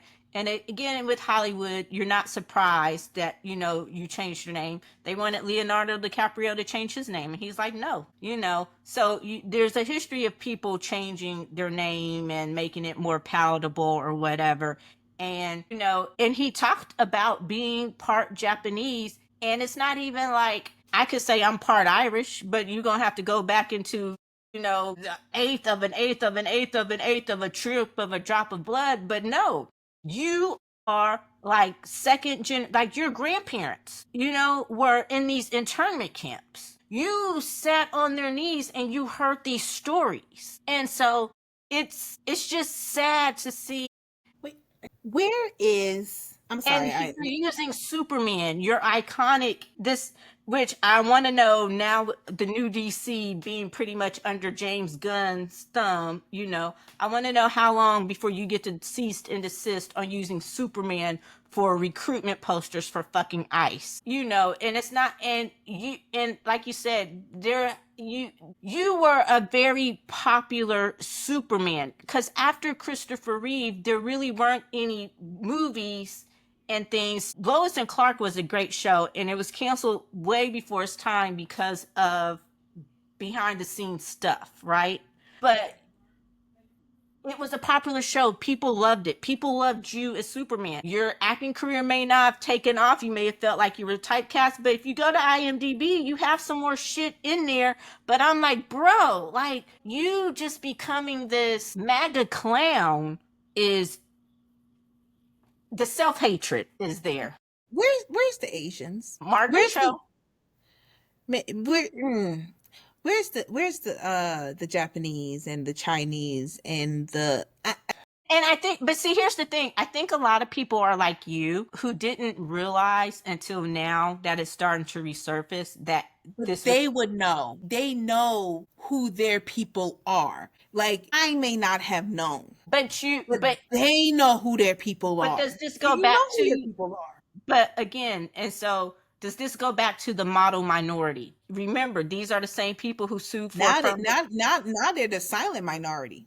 Yeah, They because just they don't you realize you got played. Like you thought you weren't. Again, this kind of goes back to that earlier conversation we had. You thought you weren't getting into college because of me. So you want, and again, I love how people think that black people, all these minority programs, that we're the ones benefiting the most from them. We are not. Just least. let's keep it a buck. We are not. Women, Asians, even Hispanics before us are benefiting from all these programs. So it's like you're falling for the hype. So, I guess it goes back to that model minority type thing. You sued for affirmative action, and now that it's gone, you still not getting your ass into school. Who you gonna blame now? We tried to tell you, but y'all mad because we out there learning our dances. Anyway, I'm just saying. But yeah, just to see how far he's fallen is kind of sad. Him just being a joke is, I don't know. Anyway, when you brought up Paramount, did you see this week's episode of South Park? They're gonna make me start watching this show that I hate, because this week they went after Christy Nome and Ice. Girl. The heaven clip when they said all of these people are in heaven and you see all those ICE agents running to heaven to get them, like how you got in here. And I was like, yo, I'm all for the clips. I ain't never watching South Park. Okay. I can't get through an episode. It's too much. But Clips are the hilarious. how accurate it is, right? Especially going back to something that you said before, just to mention it with this whole clip of them, going to heaven to grab these people. There is a clip of a woman who was asked if Jesus, well, I think they asked it of someone who works in administration, but I know they had asked it of a woman, just a regular woman. If you would allow Jesus, right, to come into this country because Jesus would be considered illegal. And her response was, if he got the right papers for Jesus. And this is someone who identified herself as Christian before this question was posed to her, right? And that's what she said. Like, she wouldn't even let Jesus Christ, who died for her sins, into this country unless he had the right papers, right? And I was like, that's funny. But when I tell you how accurate that is, because I believe it. I believe that if they knew that these people were in heaven and they had been illegally in this country and they died and they ended up in heaven and they could find a way to go to heaven and grab them and drag them down so that they could apply with the right paper. Yo, Eddie, I tell you, every day, trauma. Like, trauma. Because when you are empathetic, but mean, right? Like, I look at it and be like, Empathetic but mean. I love that. you know, like, I'm not a nice person. I'm not a nice person, right? Like, now I'm not disrespectful, but I'm not a nice person. Like, if I don't need to talk to you, I'm not going to talk to you. If I don't need to socialize with you, I'm going to act like you're not there. You're invisible to me, right? And yet I can look around me at everything that's going on and cry all the time, right? Like every day, at least once. When I hear something new, just like brings tears, not even to my eyes, but just flowing. And you have people who are just like, yeah, it don't matter if they're human. Like, they have to die because they crossed a man-made border and they didn't go through the correct like channels to be in a country, like in my country, right? They're not the right color and they don't speak the correct language. And so I'm going to treat them like shit. I'm going to treat them like the dirt beneath my shoes. But these are the And not same. even my feet, because I don't want to touch them because they will make me dirty. And so with that, I'm gonna have my shoes on and they are the dirt beneath my shoes. And they say it with a straight face. It brings them joy, right? And they say, but they're taking away our money, right?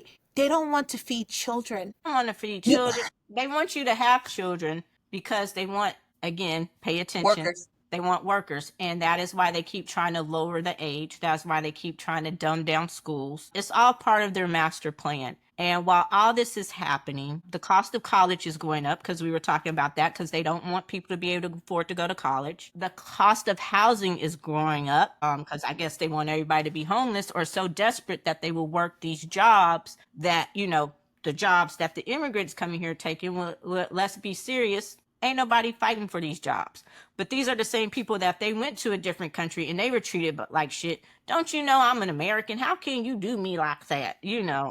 Just Wait, that. Before this trauma that is so induced, we could always get Chat GPT to be our therapist. Like that trend is on the rise. Chat GPT being people using Chat GPT as a therapist. that's the reason why we're in a situation we're in now. So much so. And Illinois has banned it. And I'm like, if y'all ever try, like all these people who say they create all this wonderful stuff with Chat GPT, I'm like, that thing is wrong. I mean, and I'm not saying I We're don't. training it how to,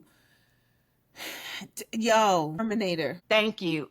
So, and Manator. Come y'all, on, and while y'all yo. are giving this thing all this information, realize that there's no such thing as doctor-patient privilege with Chat GPT, so they can use your records in court and subpoena them.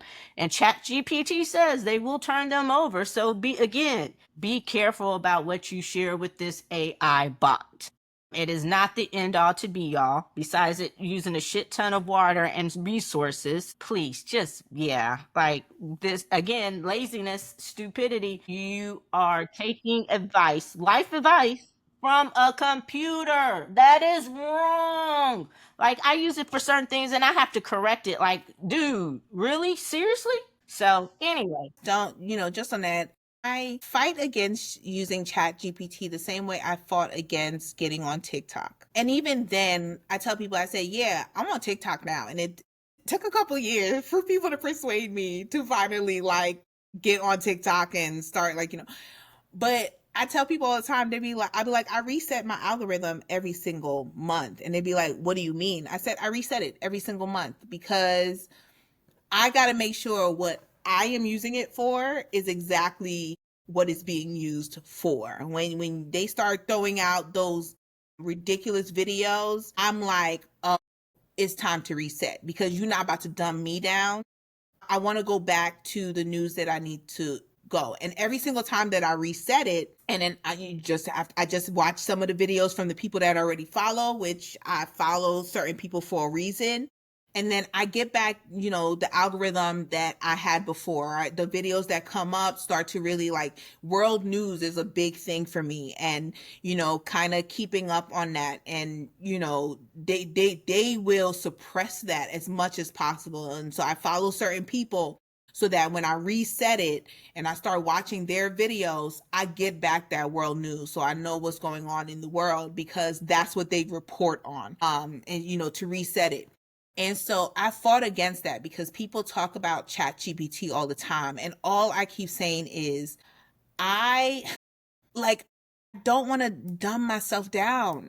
Like I understand there is some positive to it, I guess, and it's really helpful. I get that it can be very, very helpful when you can't like think of something, when I'm teaching something and, I type it in and I'll be like, okay, and I'm still revising it, right? Like I'm still like, okay, let me put it into my own words, my own thought process, right? To make sure I get it myself, right? That's not how people use it though. Like they read it and they automatically like just take it, right? Like they just take it. And the one, two, three, four times that you see something like amazing come from it, like I don't know if you ever saw it, the guy who asked, it was something along the lines of who is the most the best race or something like that. I know it was deeper than that, right? Did you see that one on TikTok? And it said black. Yes, but then he asked for a deeper understanding of it, and so it went really really in depth to the point where ChatGPT got themselves in trouble for that, right? Like they got themselves in trouble for that answer that came from all the information that it's been fed, right? Like because people don't want to believe it, right? Like you don't want to believe that the most advanced would be the civilization that started first. I'm just saying, like, you know, we started this shit. Why would we not be on top anyway? But Jesus is black, but you know that's a whole different story for a different day. let's not talk about that. Like with wool hair, let's not talk about that. But it's just really scary because all I keep thinking about is one of my favorite movies that I could watch over and over again is Terminator 2. Not one, but Terminator 2, Judgment Day. Judgment Day. Yes, Judgment Day. And I used to watch that so much when I was younger. And when you think about how much people are depending on ChatGPT, that's all that comes into my head. Like all that comes into my head Have y'all is never watched the movie?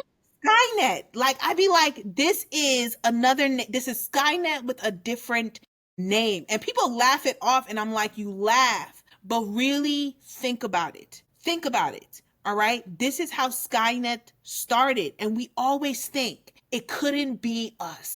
We always think it couldn't be us, right? But when we really think about it, there is so much stuff that is happening now. I talked about it already that we never thought would ever happen, right? Like who really, besides people who are like, who study this, right?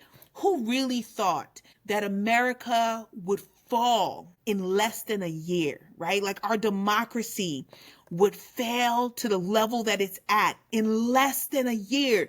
Like we know that it takes time, but in less than a year. Because the systems had already been put in place, and think again, underestimating him. And Biden had so much to come in and fix for those 4 years. You didn't strengthen, you didn't try to reinforce some of what had already been broken. You were trying to fix and get from here because they never thought they would go as far as they've gone. Like nobody thought this. And so ChatGPT is just another instance of the breakdown of society. And here's the thing. People have to realize it's not society everywhere. Like ChatGPT is not taking over all over the world. It's here. It's here in our country where ChatGPT is taking over. If you go like that's, you know, the failure of the education system and how far it's fallen, right? You know, our literacy rates and everything like that. People would look at it and being like, oh, well, we're the standard, right? Because of course we would think that.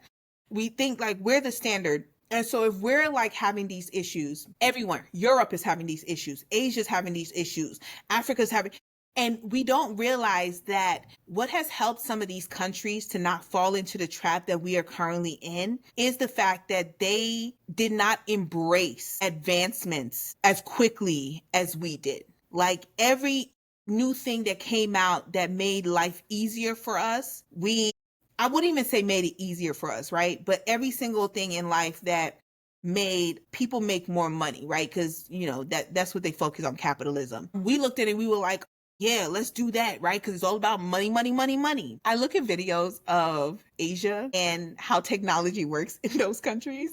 We are so backwards. You would think that we would use all this wonderful technology to have a high rail system or our infrastructure would be better, but no, we use it to dumb down the population. And like so as a writer, you know, I love to write, full disclosure. I am going to admit, I typed in a prompt to Chat GPT because you hear about it, you know, taking over the movies and everybody using it to write, right? So I did that, and what it came out with, I'm like, what the fuck is this? It was horrible. Let me just put it that way. I'm like, this is shit. So I don't understand how people are allowing ChatGPT to write. I mean, and we were talking about deconstructing, I'm using a different term. To even make it something readable, let alone sellable, you would have to deconstruct. And I'm like, it might be good to help you build a character. It might be good to help you do some things, but to write a full-on story, just put in a prompt and let ChatGPT go. Nah, bruh, don't do it, because it's not where it's at. At But all. so I think we just about, Can we talk about the American Eagle? I really want to talk about we are, we and are, we Shadeur are, Sanders. Like, I think it's absolutely phenomenal. we are. I'm getting there. Let's get off of politics. Yes. So, and I didn't mean to get us back there. I just was talking about the Chat GPT thing. So, a couple things. Yeah. Justin Timberlake. I love New Edition, and New Edition. They had their reunion, and they were in Vegas in the residency. And I hate that I didn't get a chance to see them, but I still listen to New Edition. Count me. I can't sing, but you know what I'm saying. So Timberlake, and I'm one of those who, I admit, I am an early Justin Timberlake fan. I get it. He's problematic, but if we stop listening to every person who is problematic, we probably wouldn't listen to music anymore. I can excuse some of his problematics and go back to the early Timberlake. And I actually listened to his last CD, and I'm one of the few that kind of liked it. It was okay. But he's been on tour. A lot of people may not know that. And so he was giving lackluster performances. If y'all want to see lackluster performances, go check out some of the videos from Mary J. Blige's last few performances. If I don't want to be the fuck here with a person, it would be her. But anyway, he said that he's suffering from Lyme disease, and that's why his performances have been less than stellar. And I bring him up to say that as I was going through this week on the radio, I've noticed a lot of bands from the 90s and 2000s are getting back together. Good Charlotte just released an album. I checked out the song. It's on this week's playlist. It's actually pretty good if you're a Good Charlotte fan. But we know Backstreet Boys have recently gotten back together. New Kids on the Block have been back together for a while. I don't know. I think their last tour was a couple years ago, and I know that New Kids and Backstreet did a tour together, I think. Mm-hmm. And so the whole thing is now is NSYNC going to get back together. And I know they've had a lot of offers. I know there have been times when they would show up on a TV show here or there, an award show, come out at a Timberlake concert or something. But is that something you would be interested in seeing? Yes, but I don't think it'll happen. I think NSYNC is going to be the one group that could make the most money by doing a reunion tour. But I also think that NSYNC is one of those groups that never built an actual friendship. They were they were brought together by the industry, right? Like, and they never built a bond together. Like, there's no bond there New between Edition them. grew up together. New Edition grew up together. Backstreet. Backstreet Boys has stayed connected through the years. They built a bond together, even though they were put together the same way NSYNC was in a way. They grew up together and they stayed connected. I think, they had some issues or whatever like that, but ultimately they always came back together. And so is New Kids on the Block. New Kids on the Block, it was a couple years where, they kind of all did their own thing. And they were Then related, though. yeah, and they came back together. And I think the same thing goes with Backstreet Boys, because you have the cousins, you have Kevin and Brian, who are cousins, and they've just been more connected over the years. I think that NSYNC has not stayed connected to each other over the years. You can clearly tell that there is not necessarily a connection between the members of NSYNC the same way as there is a connection between the members of Backstreet Boys, New Edition, New Kids on the Block, even 98 Degrees. 98 Degrees, you have the brothers that are in that group. It's only 4 of them, but you have Drew and Nick, who are brothers. So that's kind of, a connection, and they've, gotten back together and they're performing as well. And also what I also think is, I think they have been alienated by the push of Justin Timberlake. I think that the push of Justin Timberlake is the same way that they pushed not Nick Cannon. Nick Carter. Lachey. Nick No, Carter. Carter. But, and I will say this, out of all those groups, with the exception of New Edition, who had everyone had a pretty successful solo career. BBD, Ralph Tresvant, Bobby Brown was probably the most popular. But all those groups, when they did break off to go solo, Wahlberg, he's been more of an actor, but you never had one who had the breakout solo success that Timberlake did. And in some ways, you could say that his solo success eclipsed the group success, because when you think about it, they did a lot of albums back to back, but NSYNC wasn't together very long. Does that make sense? Yeah, no. They weren't. But I think I think that's what the problem is. I think that because Nick Carter was very popular when Backstreet Boys first did the separation. But his Nick solo Carter, career didn't take off the way they thought it his would. solo career didn't take off. But the one thing that needs to be taken into consideration is Justin Timberlake did something that the rest of them never did, which ultimately is the reason why his solo career was so successful.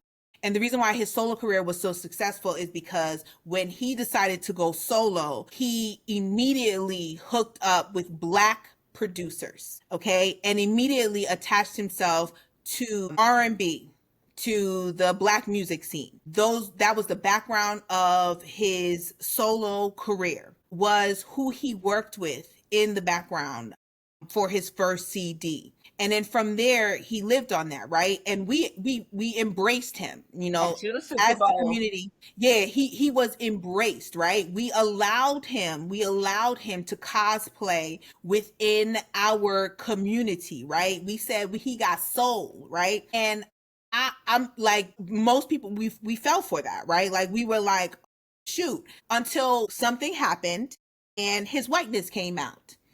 And so, but something that was never acknowledged is he was never the strongest singer in the group. Never the strongest singer. He doesn't have the strongest voice in the group, but he was the youngest member, and he was considered to be the cutest member of the group, the one that they could sell the most.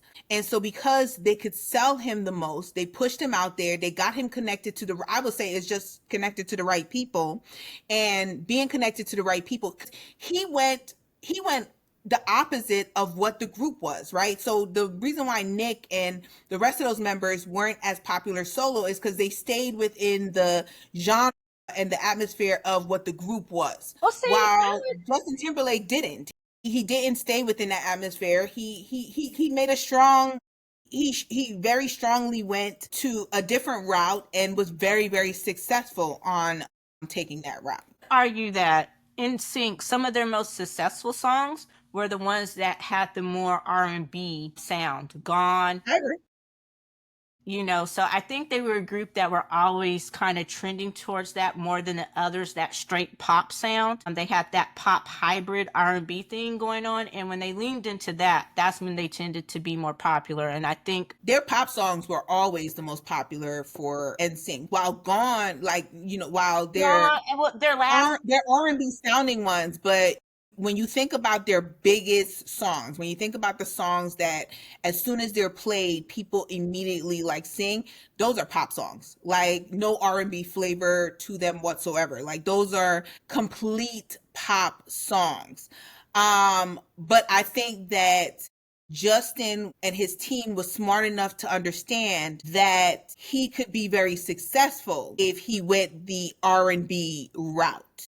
And he did, and he was very, very successful. Not to knock him, I think it was a great decision for him to make. But they were a popular pop boy band. And okay, and I think that was, and I guess to piggyback off of that, I think the reason why he was able to make that transition so much more easily is because I think NSYNC, out of the thousands, 98 Degrees, even though 98 Degrees probably had more of the most traditional and better singers, pure singers, I guess, or sound of all the groups. I think NSYNC, they're the ones that resonate the most with the Black audience that probably had that crossover. Does that make sense? Okay. They did. And it was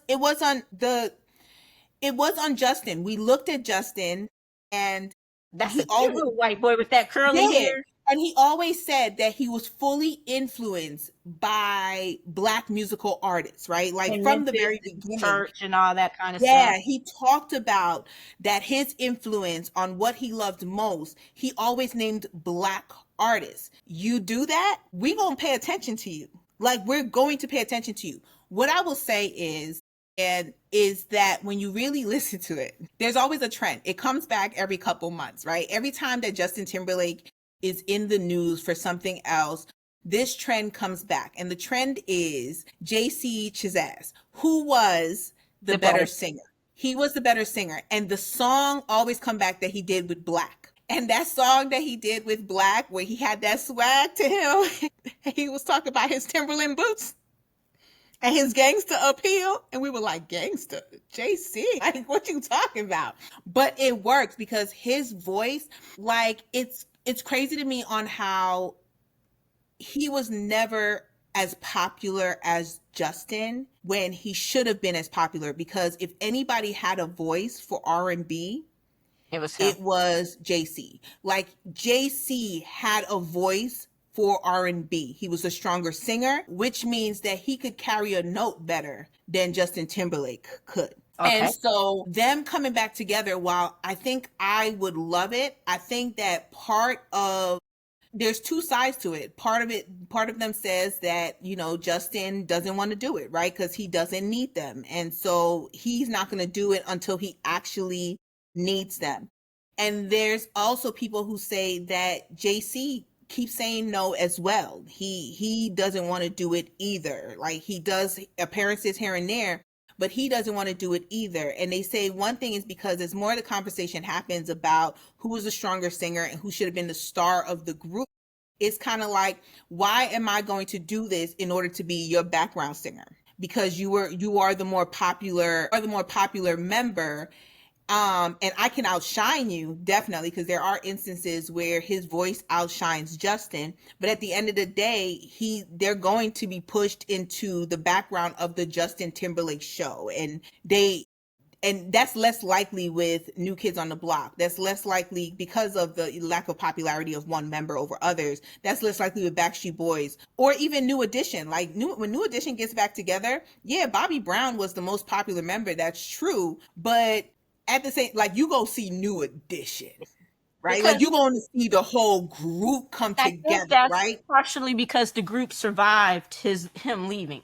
They were foursome for one for a bit, and then they got Johnny Gill, and New Edition continued. And NSYNC never continued. When they broke up. Now, granted, it was background stuff on the reason why they broke up, but it's really sad because you see the success of Backstreet Boys, and you're like, just imagine if NSYNC did it. Just imagine, and singing live as well, because Backstreet Boys are singing live and they're sounding amazing. AJ, Howie D, amazing, right? We're going to take what should have been the commercially popular versus the OG and the best. So you got American Eagle and you got the original Levi 501s. And so, kind of fell off for a little bit. American Eagle came up in its branding and all that kind of stuff. So a woman who happens to be one of the GOATs and best in the game dropped a country album last year. Was it last year? Year before last? Last year. And she had this great song with Post Malone called Levi's Jeans. Great song. Love it. Love the whole album. And people think, now the company had no idea that this song, it wasn't a collab, but they're like, fuck, the Queen Bee name dropped us? Not only did she name drop us, we got a whole fucking song. Marketing team, how do we make this happen? That's how the collab came to be. She dropped the album. They called her. They was talking that good shit because she don't just lend her name to anybody. So she has a whole collab. They designed some stuff for her show. She had her dancers and she has her own line with them now. Dancers were wearing it at her Cowboy Carter tour and all that kind of stuff, right? Well, a couple of weeks ago, American Eagle dropped this. I don't know what the fuck it was. Did you see that shit? Yeah. It was so bad. Okay. It was good for the audience that they wanted. But who told them that would be a good idea? I get what you were trying to do. I get the wordplay, but it was just, the optics are so fucking bad. And again, I think you're underestimating where America is at a whole right now. Because of what the media shows you that it is compared to where it actually is. And what you think is true is not true. because it's not just us. The number of paper people that I've seen come out against this, the number of our Caucasian brethren and sisters who I've seen, They're not our brothers and sisters. Stop it. like, as part of the human race. I'm not saying they got cookout, family naming rights. I'm just saying part of the human race. I ain't inviting nobody to the cookout. I ain't claiming. Look, my family, and then there's everybody else. Everybody else. Okay, so there's only very few that got cookout and family rights, and we know who they are, and I will fight the fuck out of you over them. So don't come at me. Okay, I got white people in my family. I ride or die for them. I will come at you. I'm claiming it. I'm saying it, but so you get what I'm saying, right? So the number that have, go ahead, because it's bad. I can't. To be honest, I don't care. I think the thing that upsets people since what happened in November was that as a community, and when I say as a community, I'm not even, while they are included, I'm just going to talk about Black women right now. I'm just going to talk Black women. We said we were sitting our asses down, and they don't know what to do with themselves. And so things that are coming out and things that they're doing is to get a reaction out of us. And they're not getting the reaction that they want. I was talking to a friend, I was explaining it. I showed the commercial, right? Just to see if she would get it. She's Hispanic. And because some people were confused, right? Like, so I was like, well, is she going to get it? Because she's not really in this whole, she doesn't think along those lines. So I was just like, let me just get, someone who is not necessarily thinking along those racial lines and everything like that. Like, what does she think? I played it and she was just like, genes? And I was like, yeah, like genes. And she was like genetics? And I was like, yeah. And she was just like, wait, like this is a commercial? Like it's real? And I was like, yeah, it's a real commercial. When I tell you she was pissed, she was so pissed, right? What you're saying is the only people, it goes back to the eugenics. And what you're saying is the only people who have good genes are blonde hair. But here's my thing. When we were talking, I told her, she was like, what do you think? And I said, I don't care. And she was like, what do you mean? And I was just like, because I know it is a dog whistle. I know that they're trying to get us, and it makes them mad more and more every single time that they come out with something new and they don't get us. Like they don't piss us off, right? And not to say I'm not pissed off that you will go down this route, but ultimately it's like the white town, right? It's like the whites only town. Like you doing what you do. When you look at their advertising team, what race is every member of their advertising team? White. There are no people of color who were in the room to make a decision about this commercial. No people of color. Okay? Couldn't have been. Huh? Couldn't have been. Yeah, no. None at all. And so because there were no people of color, you can make this and be like, it's a play on words, right? Like it's no big deal. It's a play on words. And I get the play on words. I just think that they don't put the same emphasis on the evilness of eugenics that everybody else does. I get the play on words. I do. I think we all get the play on words. It's not the play on words, it's the message. Well, no, but that's what I'm saying. Like the message is the message that they were putting out there. And I think that they hit the audience that they wanted to hit. I agree with you that I think they don't realize where the country is as a whole, because if you pay attention to the media tells us we're one way as a country. But when you actually really get into it and you really look at you actually read news articles or you get into, what are they talking about on social media? Because that says a lot, right? That's the reason why they want to control it so much. So what are they actually talking about on social media? Not in the media, like not in what do they call mainstream media, right? Not in that. But what are people talking about in social media? What articles are being written on this? You will realize that where the media tells us we are as a country is not where we actually are as a country. But they're going off of, they would think that this commercial would be okay because the media is telling us that we have gone completely far right as a country, right? We look at the election and we say we're far right because if we weren't far right as a country, how could we elect this person, right? So they don't question it. They'd be like, this is going to work, because that is where we are as a country. We are at the point of make America great again, right? We're at the point of the 1940s, 1930s, the 1920s, the late 1800s, right? That's where we are as a country if you just pay attention to the media. But we're not there, right? We're not there, but we know we're not there. Black women know that. So I look at it and I'm like, blonde and blue eyed, you're not even the beauty standard. And Like, don't nobody think blonde, like, we can name celebrities who we think are gorgeous, who are blonde haired. But when you think of the standard, majority of the time, if we're thinking white women and the standard, they're dark haired. They're dark haired. They're no longer blonde haired. Okay. When we look at what the standard is. So going into this eugenics, I fully get it, but I think to myself, it is sad to think. I'm more sad about the fact that Sydney Sweeney has fallen into trap of her just trying to make money, right? And she's trying to make money anyway. This woman sold her bath water to make soap so that she girl, can make some money. I You saw. are a big tit, fake blonde woman from the mid fucking West. Okay. Nobody looks at you and considers you to be the standard except for people that also think, and I think we talked about this before, who also think that Thor is what women find extremely attractive. When you ask most women between Thor and Loki, who is more attractive? Women don't say Thor. They say Loki. Tom Hiddleston is a snack. No disrespect to his wife. But, and I agree. And the thing is that the Beyonce thing, and what most people think is that Levi's just went into the lab and came up with this Beyonce campaign.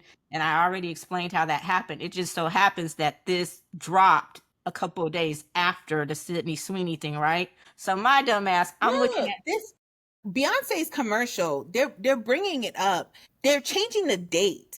Beyonce's whole advertisement was last year. No, but she has a new one. She has an ongoing thing with Levi's because she just dropped her line with Levi's. She has a jeans with them. So it originally started last year after the song became popular, but it's an ongoing thing because after her tour, I think she announced part 3. She It is. rode into the restaurant on the horse or the place on a horse and she left on a motorcycle. So that's coming up the rock part, we think. But anyway, so this latest commercial that came out, my dumb ass, so someone put what I ordered and it was the American Eagle, and then they put what I got was the Beyonce. I'm like, I know that's right, but it was supposed to be an insult on Beyonce. And I'm like, what the fuck? I didn't even get it as an insult. I thought, hey, someone finally just gave you an upgrade. You ordered this, like, you go and you get that cheese, you order a hamburger, you come out with a bacon cheeseburger. You order fries, but you get onion rings? That's my dumb ass was. I didn't know you was. I was like, you bad at the insult game, bruh.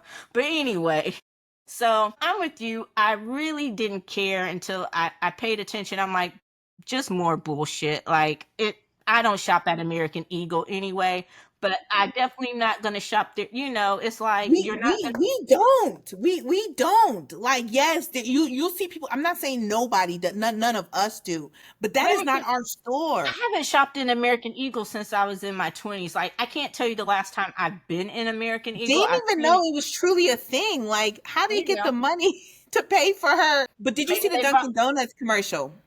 No, I haven't. What was it? Oh, okay, I need you to look up. Do you watch The Summer I Turned Pretty? Okay, great, fantastic. Because I watched one season and I said, never the fuck again will they catch me. So in the show, there is, and I will just say, he's gorgeous, beautiful, right?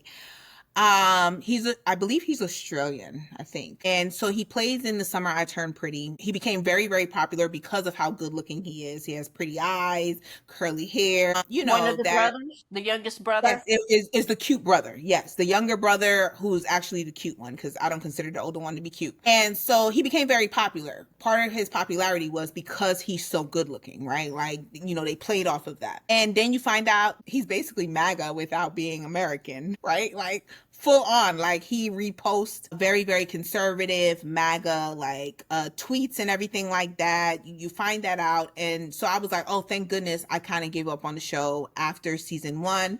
And so season 2, I only watched the clips of a side character, a side couple that I was like, oh, I just want to see if they get together or not. But I refused to watch it, and now it's in its third season. So anyway, he did a Dunkin' Donuts commercial. Gosh. If you look it up, it's like Dunkin' Donuts. I believe his name is Dave, but I'm not sure. Summer I Turned Pretty, but anyway, and it was basically like he checked. It's like kind of like saying like, I checked my jeans and realized that I'm king of the summer, right? Because it's a play off of, it's like they did a play on words, right? Uh-huh.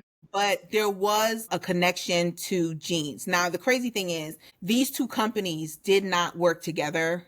There wasn't necessarily a connection between Dunkin' Donuts and American Eagles, but they both come out with a similar like idea, right? Like not even the same advertising company. And how he says it, they're like, wait, what? Like, are we doing part 2 of genetics? Is this genetics part 2? 200? And so it was a thing as well, and people thought it was hilarious because Dunkin' Donuts is based in Massachusetts, and so they were like, oh, so you based in Massachusetts and you coming out with this nonsense? And they were like, no, it's just a play on words, but it's the words that they use and how he said it. Like, you gotta watch it, but how he says it, you immediately is like it makes you pull back a little bit, and it gives you the same feel as the American Eagle one with Sydney Sweeney. And then it just makes it worse because I just remember the fact that that's his idea, right? Like he's very conservative, he's very MAGA, and so he retweets that. So I'm just like, oh my gosh, like why do these people feel like this is a thing? Like why? And then you get your ass beat and you want to cry victim. Well, speaking of jeans, and I'm going to use this play on right since we were talking about jeans. Let's talk about the Sanders jeans. That's a good gene pool. I like that. Oh, I like that. That so was really good. Papa Sanders, Prime, Coach Prime, earlier this year in the spring said he would not be participating in spring ball, and everyone who knows him knows that he's very involved with his football program at Colorado. So that was a surprise, and it turns out he was battling bladder cancer. So he says he's cancer free, does not have a bladder, but they're taking care of that. And so shout out to Coach Prime. May you recover. You continue to have a good recovery. But part of the reason why I bring that up is just, to I hate saying thoughts and prayers, but delivering sincerest prayers in hopes that he continues to remain cancer free. There's a video of Carucci at his bedside, so it was like, is that his new woman? But anyway, and then all the shit people were saying about that, but that's not why I bring it up. He's back, he's healthy, good deal. Shadeur. So we talked about this, gosh, I don't think we did, just in regular conversation, but how he fell during the draft and stuff like that, we don't have to rehash that. And so there have been talk all throughout training camp and OTAs and rookie camps and all that he really was the real deal, that he was balling out of control. And I don't think he got enough respect as a quarterback at Colorado because of his dad. Most people thought he was just the Nepo baby getting the job, right? So, but low key, even all of his haters had to admit that he was doing pretty well in the camps and stuff like that. Well, Cleveland has 11 quarterbacks, and they had paid, I forgot who was going to be the starter. So they announced before camp that he wasn't going to be the starter, but the dude who was supposed to be the starter got hurt. So Was it Gabriel? Huh? Was it Gabriel, the one they just drafted? I think so. I'm They not only have 4. They only have 4. So, and I know Deshaun isn't playing; he just collecting his money. And That's the Joe worst deal in sports. was just he just there for moral support. Was it Flacco? Until No, it wasn't Flacco, but yeah. So it must have been Gabriel, which is the third one. yeah, so I was like, and I'm not gonna tell you I'm a Cleveland Browns fan. Shadeur can't even get me to cheer for the Browns, but I do hope he does well. And so they played their first preseason game last night, and he bought the fuck out. And I know it's just preseason, I know it's just one game, but for someone, and here's the deal, he hasn't been, up until this person got hurt, he hasn't been getting starter reps. And at this point of the game, most of the reps are going towards the starter, right? And so he was playing with all second string, because usually they don't play the first team. The only game and during preseason that most of the starters play and play the majority of the game is the third game. Okay. That's when they feel like they've had enough time. That's the one that's simulated the most like a real NFL game. They don't generally play them the fourth game because they don't want them to get hurt before the season. And then the other games, they come in and out, maybe play a quarter, a couple of snaps here or there, especially the starters and the big stars. So last night's game, thank you. Welcome back, football. I missed you.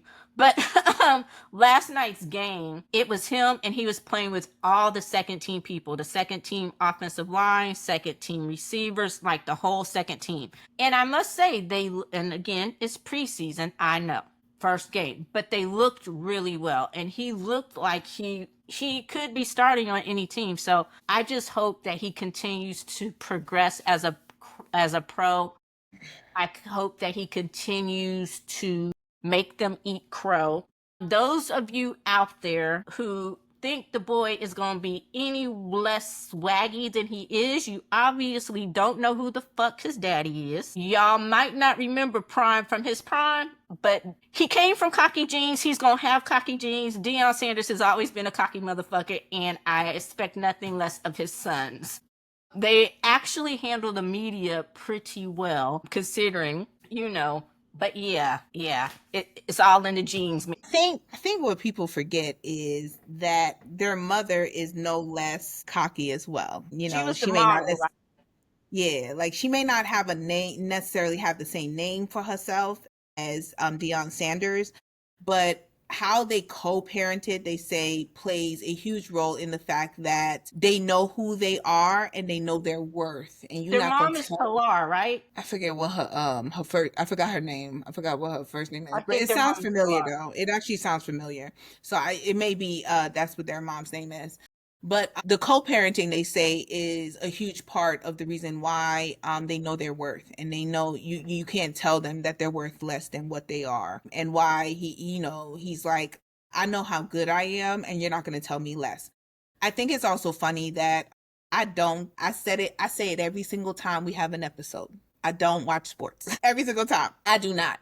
But I love to listen to the commentary of it from women. I love listening to women who discuss sports. I follow a lot of them because they make it interesting. Men always sound like they're know-it-alls.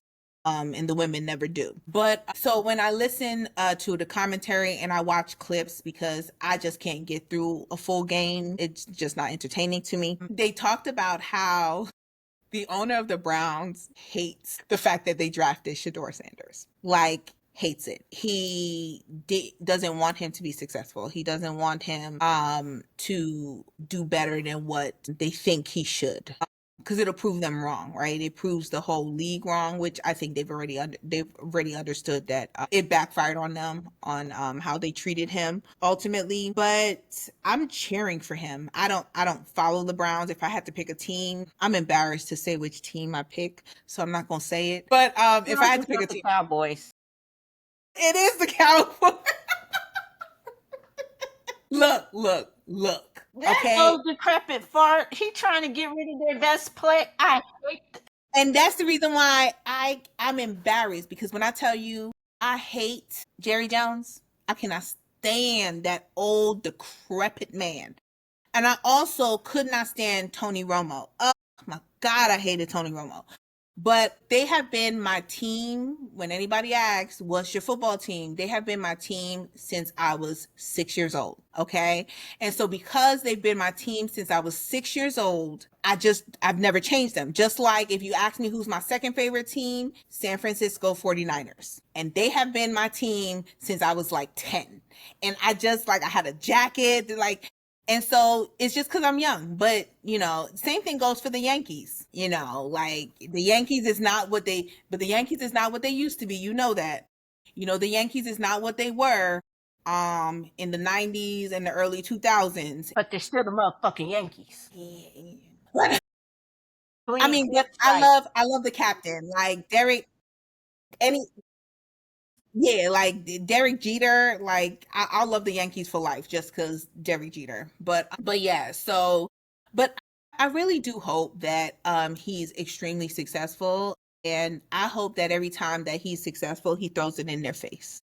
Yeah, like and he he lets was them know. they showed a clip of him talking to a guy last night he's like kind of like his dad. He's like, and he was very polite about it. He's just told the dude, he was like, you've never had anything nice to say about me. I don't even know you. Like, I'm not, and it's just the stuff like that. And so I get tired of people trying to put us in our place. This young man grew up with a net worth, or from a net worth family that many of us don't see. And I'm just talking about not just black people, I'm talking about people. He grew up, like I said, check his daddy's resume. Like, for real, for real. Deion Sanders, hell of a two-sport athlete, hell of an athlete, and how do I say this? If his sons were not up to par, they might have gotten some shine and some hype, but they wouldn't have been starting on his teams. And he may talk the talk, but he has the resume to back it up, to walk the walk. So that's the thing I get tired of. And when you even read the comments about last night's game, you know, just stop trying to put us in our place. Our place is wherever the fuck we make it. Our place is wherever we belong. Our place is wherever the fuck we decide it is. And like I told you, at that point, we're at that point where it's just right or wrong. I'm biting my tongue on very little these days. And so, again, not a Browns fan, not ever going to pretend like I am going to be a Browns fan, but I will cheer the fuck out of Shadeur Sanders. I want him to do well, and I want him to throw it in our faces. And that doesn't mean his rookie year is not going to be without some ups and some downs. It's the sport, it's the game of football, but I hope that he has a healthy, successful season and he kicks their ass. As for the Browns, I could give a fuck. And I guess maybe his success would be kind of dependent on their success, but I'm not, yeah. A story that I would love to hear your opinion on. Stephen A. Smith has stated that the federal government should do a civil rights investigation on how Caitlin Clark is treated in the WNBA. Stephen A. Smith needs to go eat a bag of dicks with nails, sticking through them, swallow them whole. I knew it was gonna be some fuckery when you said Stephen A. Smith. He, to me, is like the broke clock. He's like the Charlemagne the Fraud of fucking sports, and I hate that people give this motherfucker shine. Like, someone needs to start a civil rights investigation on why you think you have the fucking right to speak for, to, or about black people, besides the fact that you're black. But I try to tolerate you on General Hospital when you play Brick, but Wait, what? he plays Brick on General Hospital. The money, Sonny's Stephen money. A. Smith, like sports commentator? It's a very recurring role, but when Sonny needs something handled really big and the money is Brick, and so I'm like, by the way, you should check out the Gates if you haven't. So, yeah, he needs to go eat a glass of nailed disease. Sorry, I don't wish disease on anybody, but he could eat a bag of rusty nailed dicks and swallow them whole. I'm really sad that I was not able to go to a Dallas Wings game this season. We're gonna go to a WNBA game next year, okay, Eddie? Okay. I'm with you. Although my favorite player is no longer on the Wings. Dejanay Carrington has been traded from the Wings. I'm really upset. I'm really sad about that. Maybe she'll get on one of the who's next? I think Philadelphia? The expansion. I think Serena's team. It's funny. Serena Williams is going to be a co-owner of the WNBA team in Toronto. Really? Yes. So, the Toronto rapper, I'm sure, will have a lot to say about that as he continues to crash the fuck out all over the world.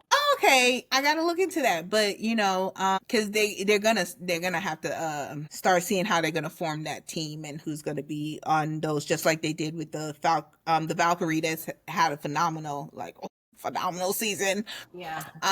But yeah, I thought it was hilarious. I was just like, she's getting hurt the same way everybody else is getting hurt, and she hasn't even been like body shot. Like Angel Reese took a to the neck. Even like Paige Beckers has, she's been dropped as well. She gives as good as she gets. That's my girl. Like nobody can't talk nothing about Paige Beckers. Like, that's my girl. But I just thought it was funny because I was just like, once again, and I will just say this, while it's sad, I'm like, Caitlin, can you reclaim your name and your image and your brand and stop having these people use your brand for evil? Because they continuously use her brand for just I'll say, and negativity. And I'm like, she's I've said it before and I'll say it again. She's a hell of a player. She's one of those, as a true sports fan, lover or hater, you can't take her game away from her. So as a sports fan, I am a fan of her game, but I'm not particularly a fan of hers, if that makes sense. I it am is. happy to see that the Fever have continued to play well, even though I'm not a Fever fan. I do love Aaliyah Boston. I am happy to see that they've continued to play well and be successful in her absence, if that makes sense. It proves that one person is not bigger than a team in this case, and it's not bigger than a sport. No matter how you make it. Yes. Would they probably be better up there with the Lynx if she had been playing the whole time? Yes, because the girl's a hell of a player. But as far as everything else, I will say, especially when you're aware of what happens, I get the part about you trying to keep it to a level of professional and you don't want to get down in the weeds and all this shit. But it becomes a point where silence is complicity. And when you are fully aware of just how much this is being corrupted around your name, if I'm making sense, you continually being silent about it. I'm not saying you have to address it every time because you would be all, it could take away, but it becomes a point where the silence is complicity. And so I can't say one way or the other what her beliefs is, why she doesn't speak out more, why she doesn't say anything, but I will just continue to say that it gets to a point where silence becomes complicity and it can be viewed upon that way. And I think it becomes more polarizing to where you have more people who are against you than they are for you, because when it matters, you don't speak up. You don't, and again, you don't have to address every single thing, but when it matters, you don't speak up. When it matters, you see Paige Becker speaking up. You can look at some of her interviews and see where she is. Does that mean she addresses every single fucking thing? No, it doesn't. But when it matters, she said what she said, and she will back up what she said, and she will continue to say what she has to say. You know what I'm saying? You don't hear rumors about how a lot of her teammates, maybe there aren't questions about why her teammates don't, certain ones of her teammates don't seem to have her back in certain instances. You know what I'm saying? So again, is she a hell of a player? Yes. And that's all I can say. I will just leave it at that. She's a hell of a player. I'm glad that the Fever have continued to do well in her absence. I don't wish her any ill will. I don't wish her to get hurt or anything like that. But it comes a time where silence is complicity. You can only assume, people are only going to be left to their assumptions, especially if you don't do anything to clear the record. So dumbasses like Stephen A. whatever suggesting civil rights, she apparently doesn't seem to care about other people. So what the fuck? It's basketball. If you can't take the shot in basketball, get the fuck. There's no crying in basketball. Ball so hard, like, like, for real. That was okay until it got done to her. I would really, I'd really like her. I really do. Like, cause everybody talks about like what a great player she is. And, I can't see that because you're allowing your brand to be used in a certain way. But just on, I just think like Stephen A. Smith, sir, I need you to shut up. Shut the fuck up. I need you to shut up. Like, because I don't even think she wants you talking about her. I think that she's sick and tired of it. Now, I'm starting to realize she don't have the personality. I don't think that's just not her personality. And it's sad to say, that, you don't have that personality to really like step up, but you gotta realize she ain't never done it. Like, she talks shit, but she's a shit talker, but she can't take the shit back. Right. And so, she's never stood up for herself in any other way that I've seen. And so, don't see it now. But I'm like, she didn't ask you. She don't need your protection. She's not asking you for protection. She's not even telling you that she's so injured that she needs the help. Like, she's not. Like, she's like, I got a groin injury. Okay. like I'm gonna be okay. Like, I'm gonna come back like stronger than ever. Like, so I'm gonna need you to sit all the way down, The right? Like she's NBA not is trying to saying get people to stop throwing dildos on the floor. They ain't worried about Caitlin Clark's groin, okay? They want people to stop throwing dildos on the. I'm like, and why y'all wasting good toys? Let me stop. Anyway, so on that note, no. Eddie, on that note. I think we've hit all of the points. Just one final one. Kelly Clarkson, rest in peace. Her ex-husband, father of her children. A lot of people were wondering why she missed so many episodes of her show last year, and she really never said what the absences were for. Now you know it was because she was with her children. Their father had been diagnosed with She's cancer. better than me. She was very diplomatic in how she handled it. She just said, and even For the kids. yeah, even before it was announced that he had passed away, she rescheduled her Vegas residency shows, and she was just saying that her children's father was ill and she needed to be fully present for them. So, and I don't think she even knew he had cancer initially. From what I read, it was just when it became obvious he couldn't hide it anymore, I guess because he became so ill. So shout out to her, because that was a hard situation, a hard divorce, and I understand it. Sometimes you got to put your own ego, your own feelings aside, and do what's best for the kids. But so just and as a, I'm sure that is tough to see them in so much pain, because regardless of what went down between them, he was their father, and I guess by all accounts he was a good one. So While I will continue to say she's better than me after what that man put her through, it shows her to be an amazing mother.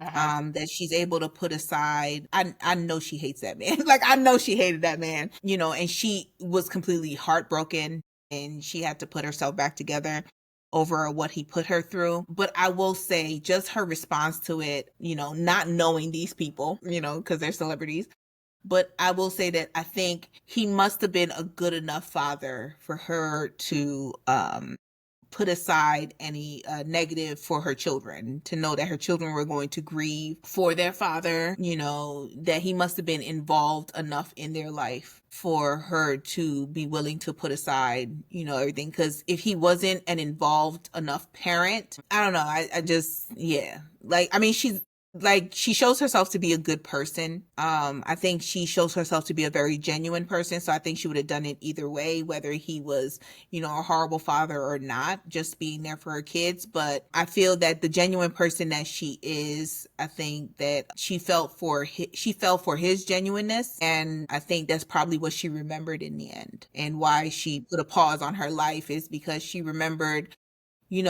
how he got her, and not necessarily like how he lost her, I guess, if that makes any sense. But sadness, and I hope she gets better. I'm gonna be honest, I'm that type of person where I don't have anything to say towards him. I don't care if you are gone, but just hope that she heals Yeah, I mean, whatever emotions that her and her children are feeling. I hope that they're able to heal and just make it through and till the end. Just like if another death was ever announced, fuck you, um, but I think that's the big one I feel for everyone is her waiting and for for. her family. Huh? I think that's the big one everyone's waiting for. But I just try to think um that everybody was somebody to someone, you know? And just for the sake of the kids, I understand, what it was. And I actually hope that they were able to make some sort of peace. Because that divorce was contentious as fuck. And it just came out a few months ago that there was still something that was being fought over, or something that was just settled from that divorce, and still trying to do something. So I hope, it's sad, and I don't want to get too far in the weeds of it and try to project too much. But if that's the case, knowing that you were diagnosed 3 years ago, it's sad that in your final months or whatever, you were still trying to make Fighter. someone's, yeah. So, I just hope that ultimately they were able to make peace. I hope that her children will heal, because in the end, that was still their dad. And, um, I kind of want to end on a better note than that. So Cynthia Erivo has been cast in Jesus Christ Superstar. Yay. And, the people are mad. That's all I got. Why are you looking at me like that? You never seen Jesus Christ Superstar? No. But yeah, they mad because, she Adam Lambert played the role before, so I guess they went from the gay to the black. Well, Adam Lambert's in it too. Yeah, so you know. But they're mad because they think that it is, I think, like a movie or something like that. They're doing it at the Hollywood Bowl, and anyone who doesn't know, like, Hollywood Bowl is the same place that, you remember, what's her name, Northwest performed as the Lion King. That was at the Hollywood Bowl, okay, where she performed as the Lion King, right? If you saw that before. See, that's a good note. That's a good note. I'm sorry. Let me stop She's laughing. a child. She is a child. Get the genes. Right. Who did not get the musical genes, but she is a child. You're right. But so it's at the Hollywood Bowl. But when people saw Hollywood, they thought it was Hollywood, and so they're up in arms because this thing is Hollywood making a Jesus movie, and they were like, "How dare you have a Jesus movie where a Jesus may be played by a woman?" And then you got Adam Lambert with his gay self.